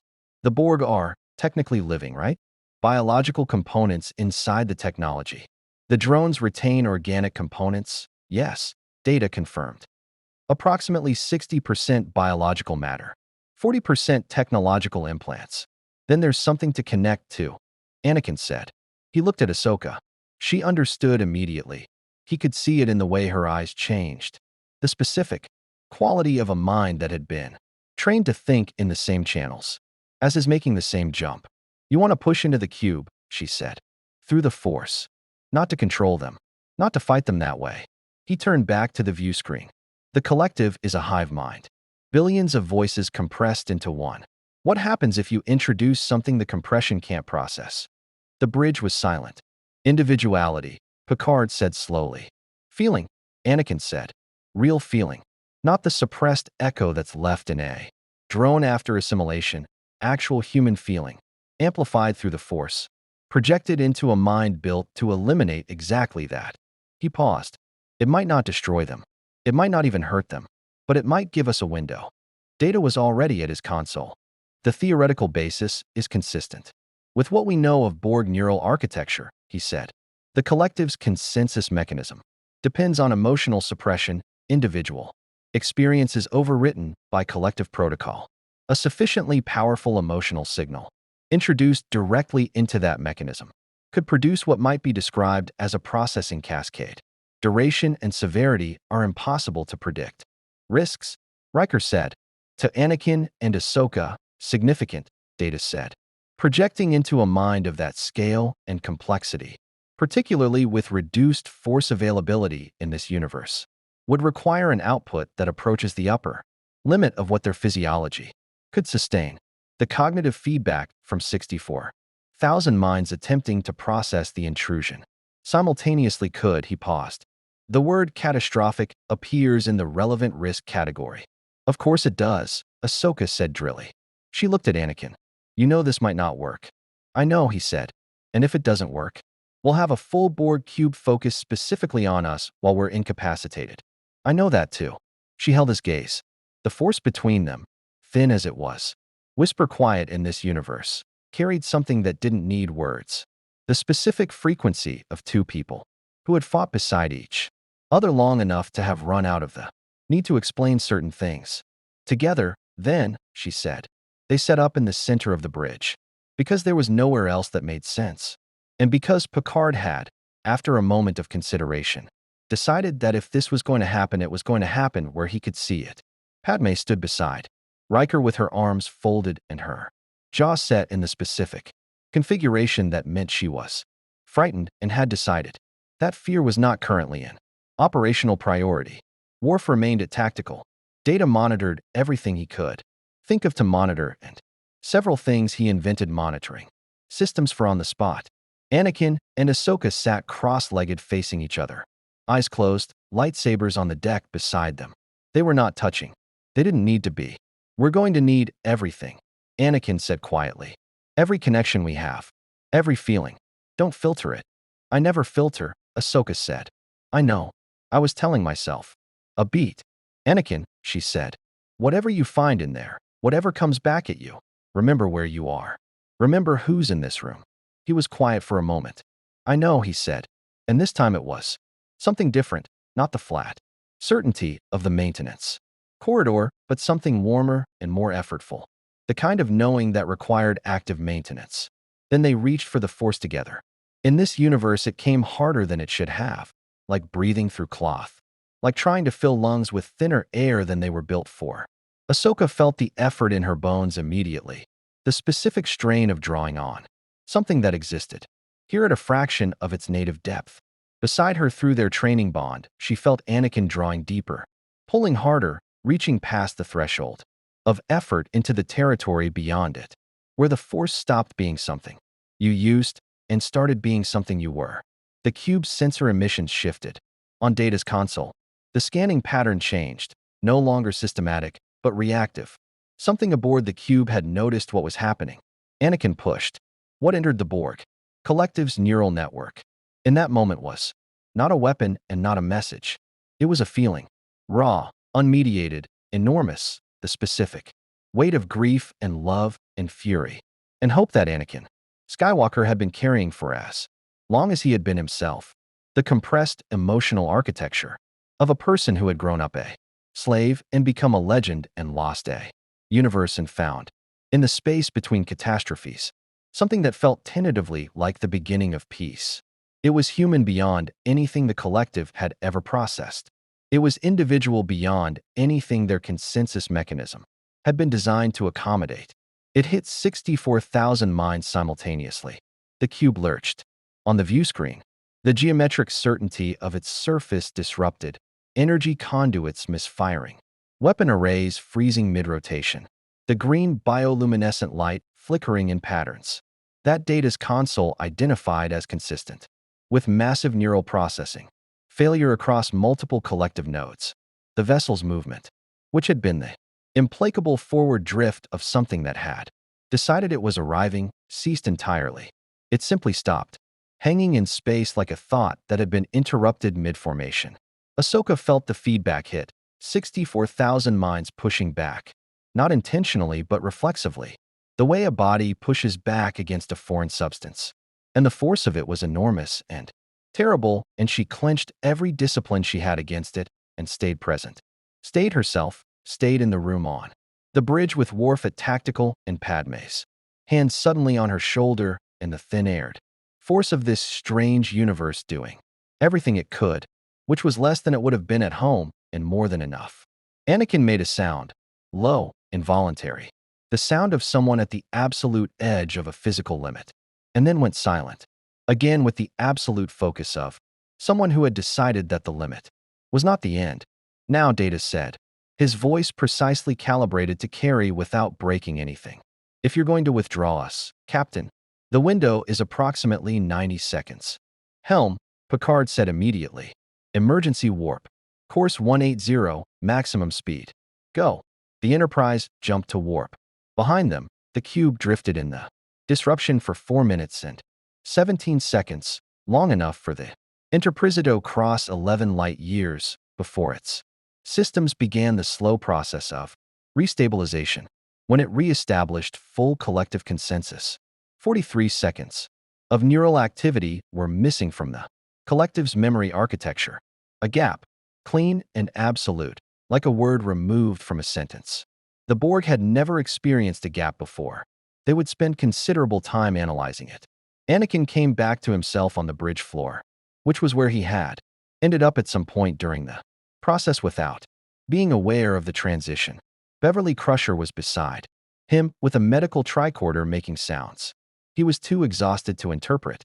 Ahsoka was 3 meters away in a similar position, which meant she had also gone down, which meant they had both survived, which was the first and most important data point. He stared at the ceiling of the Enterprise bridge, the clean, purposeful architecture of it, the lights steady and warm, the hum of the ship through the deck, plates of frequency he had come to recognize as belonging to this vessel, in the way that you came to recognize the particular voice of something you lived inside and felt the force settle back to its thin, quiet presence like a tide returning from its furthest reach. Padmé appeared above him, looking down, her face doing the thing it did when she was intensely relieved and was choosing not to express it through the specific means that would embarrass them both. "You're all right," she said. It was not a question. She was telling him. "I'm all right," he agreed. The cube stopped. "I know. You felt it," she said. "All 64,000 of them," he said. At once. A pause. "Don't recommend it." Picard appeared beside Padmé, looking down at Anakin with an expression that had several components. Anakin was too tired to fully parse. But the one on top, the most visible one, was something that looked like the specific kind of relief that comes from having placed a significant wager on and watch them cover it. Well done, Mr. Skywalker, Picard said. It was, Anakin thought distantly, staring at the bridge ceiling of a ship in a universe that was not his own. The first time anyone had called him Mr. Anything. He decided he didn't entirely mind it. 6 weeks after the Borg cube drifted, silent in the disruption of 64,000 interrupted minds, the Enterprise received new orders from Starfleet. Command, a diplomatic mission to the Argolis cluster, followed by a deep space survey of 3 previously uncharted systems along the Federation's rimward boundary. Standard assignment. The kind of mission the Enterprise was built for and excelled at. The kind that filled the ship with the particular purposeful energy of a crew doing what they were meant to do. Picard read the orders in his ready room on a Tuesday morning, with his tea going cold beside him, and then sat for a long time looking at the stars through his viewport before he called the meeting. He had been building toward for 3 weeks. He had written 3 different versions of what he intended to say. He had discarded all of them because they were, in their different ways, all attempts to make a political calculation sound like a human conversation. And Picard had spent enough years in both politics and human conversation to know the difference. What he said instead, when Anakin and Ahsoka and Padmé were seated across from him in the ready room's small configuration of chairs, was simply and directly what was true. I have been in contact with Starfleet Command regarding your situation, he said. The conversations have been complex. There are members of the Admiralty who view your capabilities as a security consideration. There are others who view them as a scientific opportunity. There is a minority who view you simply as 3 people who need assistance, which is the position I have consistently advocated and will continue to advocate. He paused. The official determination is that you are to be classified as Federation Protected Persons, a designation that has no perfect precedent but which confers certain rights and certain obligations and which prevents any agency, including Starfleet intelligence, from treating you as assets or subjects without your explicit consent. He let that land. Padmé processed it first, which was unsurprising. She processed political information the way other people processed air, automatically and continuously. Protected persons, she said, not citizens. Citizenship requires a member world. There is no mechanism currently for. I understand the mechanism, she said, not unkindly. I'm noting the gap. I'm noting it too, Picard said. I intend to continue noting it, loudly, to people with the authority to close it. He looked at her steadily. You have, in 6 weeks, contributed more to this ship's operations than officers who have served for years. Padmé, your political analysis of the Romulan situation was incorporated into Admiral Nechayev's briefing materials. Your diplomatic framework for approaching the Argolis mission is being reviewed by the Federation Council's Foreign Affairs Committee. Whatever your formal designation, the Federation knows your value. That's not always a comfortable thing to be known for, Padmé said. But something in her expression had shifted, not satisfaction exactly, but the specific quality of someone who had identified a lever and was already determining how to apply it. Picard turned to Ahsoka. Worf has submitted a formal request to have you designated as a Starfleet security consultant, which is an unusual category but not an unprecedented one. It would provide formal standing and access. The paperwork is, he allowed himself a fractional expression, considerable, but it is moving. Ahsoka looked at her hands for a moment. A consultant, she said. For now, Picard said. These things tend to evolve. She nodded slowly. Something in the nod had the quality of a decision being made, rather than merely received. The specific internal movement of someone choosing to step toward something rather than simply being carried toward it. He turned to Anakin last, which was intentional. Picard did most things intentionally, and took a moment before speaking that Anakin recognized as the kind of pause a person made when they had decided to say something true rather than something useful. I want to discuss what happened in the maintenance corridor, Picard said, and on the bridge during the Borg engagement. Not as a disciplinary matter, nothing you did on either occasion was outside the bounds of what I would sanction, and I told Starfleet Command as much. I want to discuss it because I believe you deserve someone to discuss it with who isn't going to pretend they didn't see what they saw. Anakin was very still. What did you see? I saw someone who has an extraordinary capacity for both light and darkness. Picard said, with the directness of a man who had decided that precision was more respectful than comfort. I saw someone who has been living close to a very significant edge for a very long time, who manages that proximity through effort and love and will, rather than through any resolution of what's underneath. I saw someone who stopped both times, and I want you to understand that I consider that stopping to be one of the most remarkable things I have witnessed in 30 years of Starfleet service. Anakin looked at him. Something moved through his face. That had no clean name, the specific expression of someone receiving a true observation that they had not expected and do not know immediately what to do with. The Jedi would have said I was too close to the dark side, Anakin said. That I needed to be watched. Restricted. I'm not a Jedi, Picard said. And this isn't the temple. What I'm saying is that I see you choosing consistently against the edge. And I believe that choice is who you are, not the edge itself. He paused. I also believe that a person carrying what you carry benefits from people who see it clearly and don't look away. I'm not looking away. The ready room was quiet. Through the viewport, the stars moved in their slow drift, ancient and unhurried. Thank you, Anakin said. It came out smaller than he intended, which meant it was the right size. The Enterprise left space dock 4 days later on its new assignment, and the 3 people from a galaxy far away went with it. Not because they had no choice, though the question of return remained as open as it had been from the first day, but because they had made a different kind of choice. The kind that wasn't about circumstance, but about direction. Anakin had been formally assigned to engineering as a specialist consultant. The title covered a range of functions that Geordi had described to the Admiralty as systems, optimization and anomaly resolution, and which in practice meant that Anakin spent his days inside the machinery of the Enterprise, feeling it as much as reading it, making it function with a precision and reliability that the ship's maintenance logs would later show had reduced critical system failures by 31% over the subsequent 6 months. He worked beside Geordi with the ease of people who had stopped thinking about working together and had simply started working.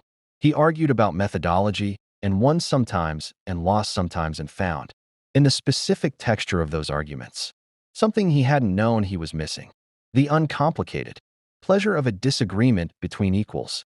That was about the work and nothing else. He still meditated every morning. The force was still thin, still effortful, still the high-altitude air of a universe that hadn't been built to carry it. But thin air was still air. He breathed it. He worked with what it offered. He found, incrementally and without announcement, that the edge he had lived close to for so long seemed slightly farther away each week.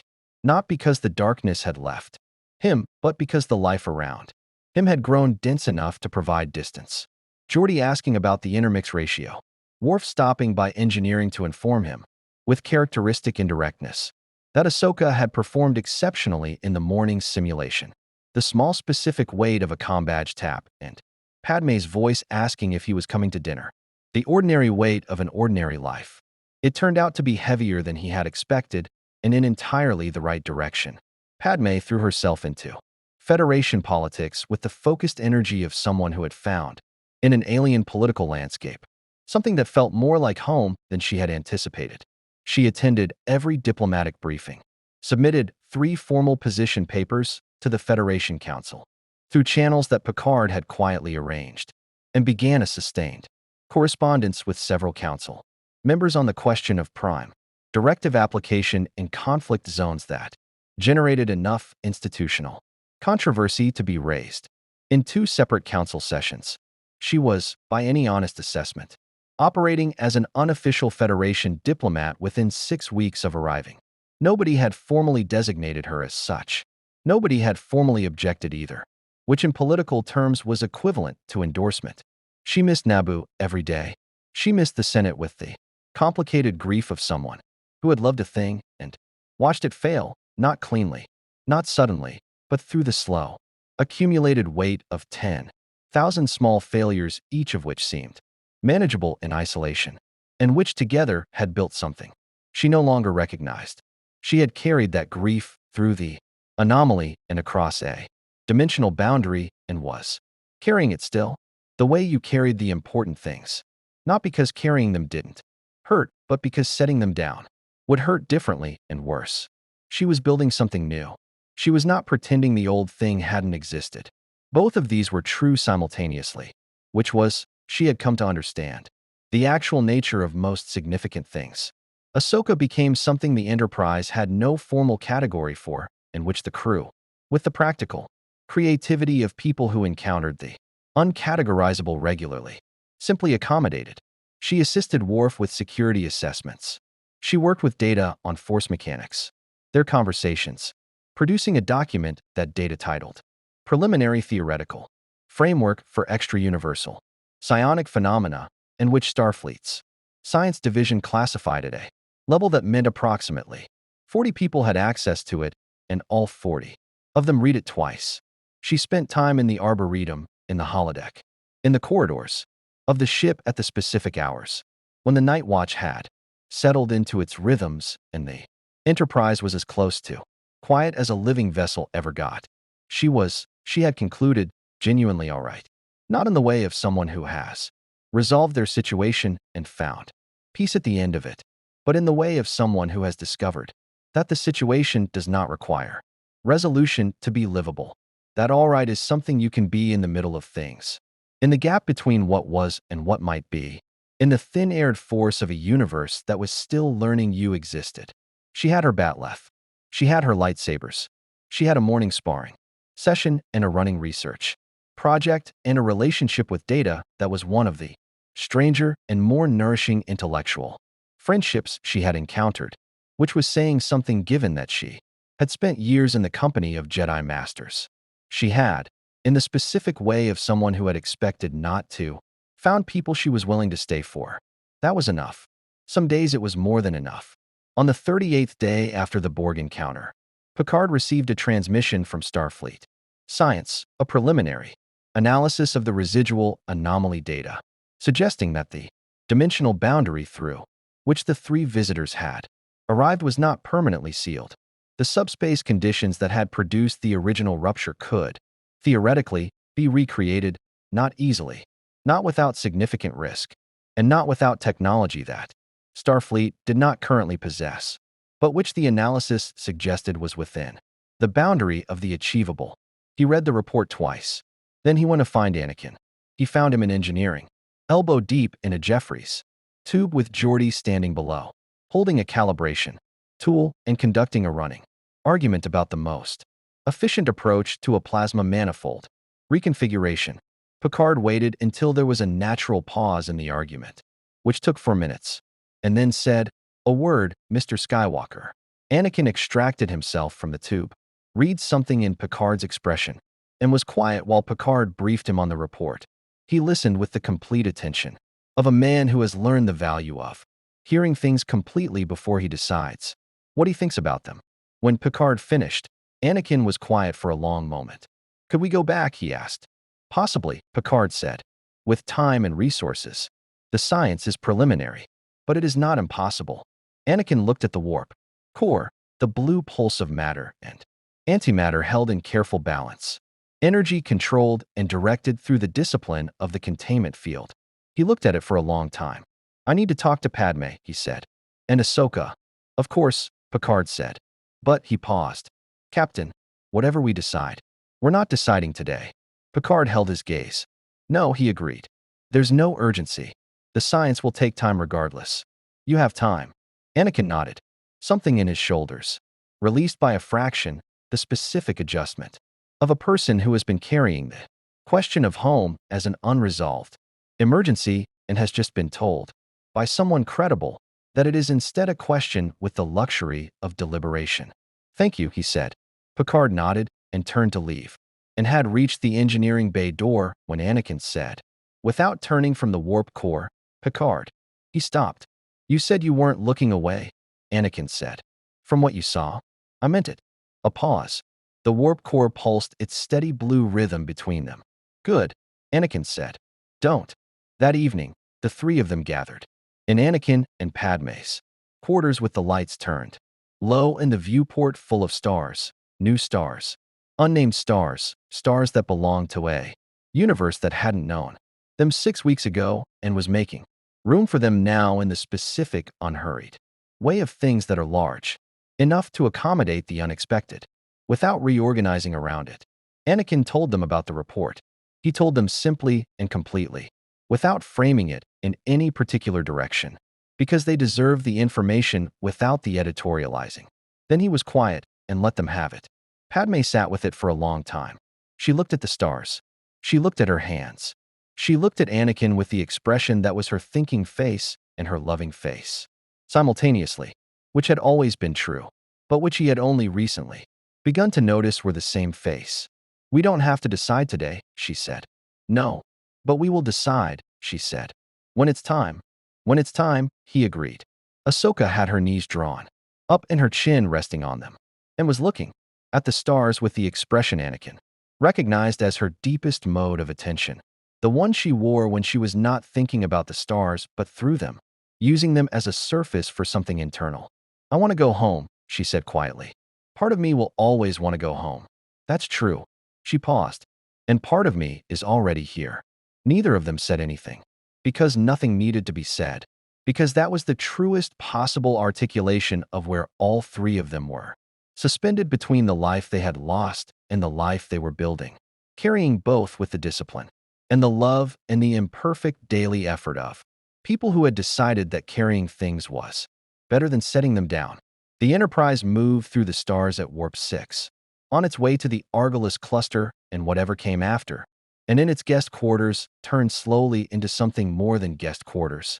Three people from a galaxy far away sat with their grief and their hope and the thin-aired force of a universe still learning to know them, and were, not fully, not without remainder, not without the specific weight of everything they carried. All right, they stayed. Not forever. The question of home remained open, a door ajar rather than sealed. The Starfleet science report generating slow and careful research that Anakin reviewed every week with the specific attention of someone who needed to know. The work was ongoing without needing it to be finished. The possibility of return lived in the background of their days like a light left on in a distant room, present, acknowledged, not yet walked toward. What they built instead was something none of them had planned, for in all of them had needed. Anakin Skywalker became, over the years that followed, something the Federation had no precise word for, part engineer, part warrior, part the specific kind of person who exists at the intersection of extraordinary capacity and hard-won restraint, who carries darkness and chooses light not once dramatically, but every ordinary day. Picard never looked away. The edge grew farther, not gone, farther. Padmé reshaped Federation diplomatic practice from the inside, with the patient systematic force of someone who had learned that institutions change through accumulated pressure, rather than single moments. She missed Naboo every day. She built something worthy of the missing. Ahsoka trained a generation of Enterprise crew members in combat, disciplines that had no name in Starfleet's manuals and which were quietly, permanently woven into the ship's operational DNA. She meditated every morning in the thin-aired force and found it gradually less thin, as though the universe had learned to breathe around her. The Borg did not return immediately. The Romulans maintained a cautious distance. The gap in the collective's memory persisted, unexplained, unresolved, a 43-second silence in a billion-voice choir that would one day prompt questions nobody in this universe was yet equipped to answer. The Enterprise flew on, and in the space between stars, three people from a galaxy far away carried their grief and their grace, and the specific, irreducible weight of lives being built from materials, not chosen, and found, in that carrying, something that required no other name. Home.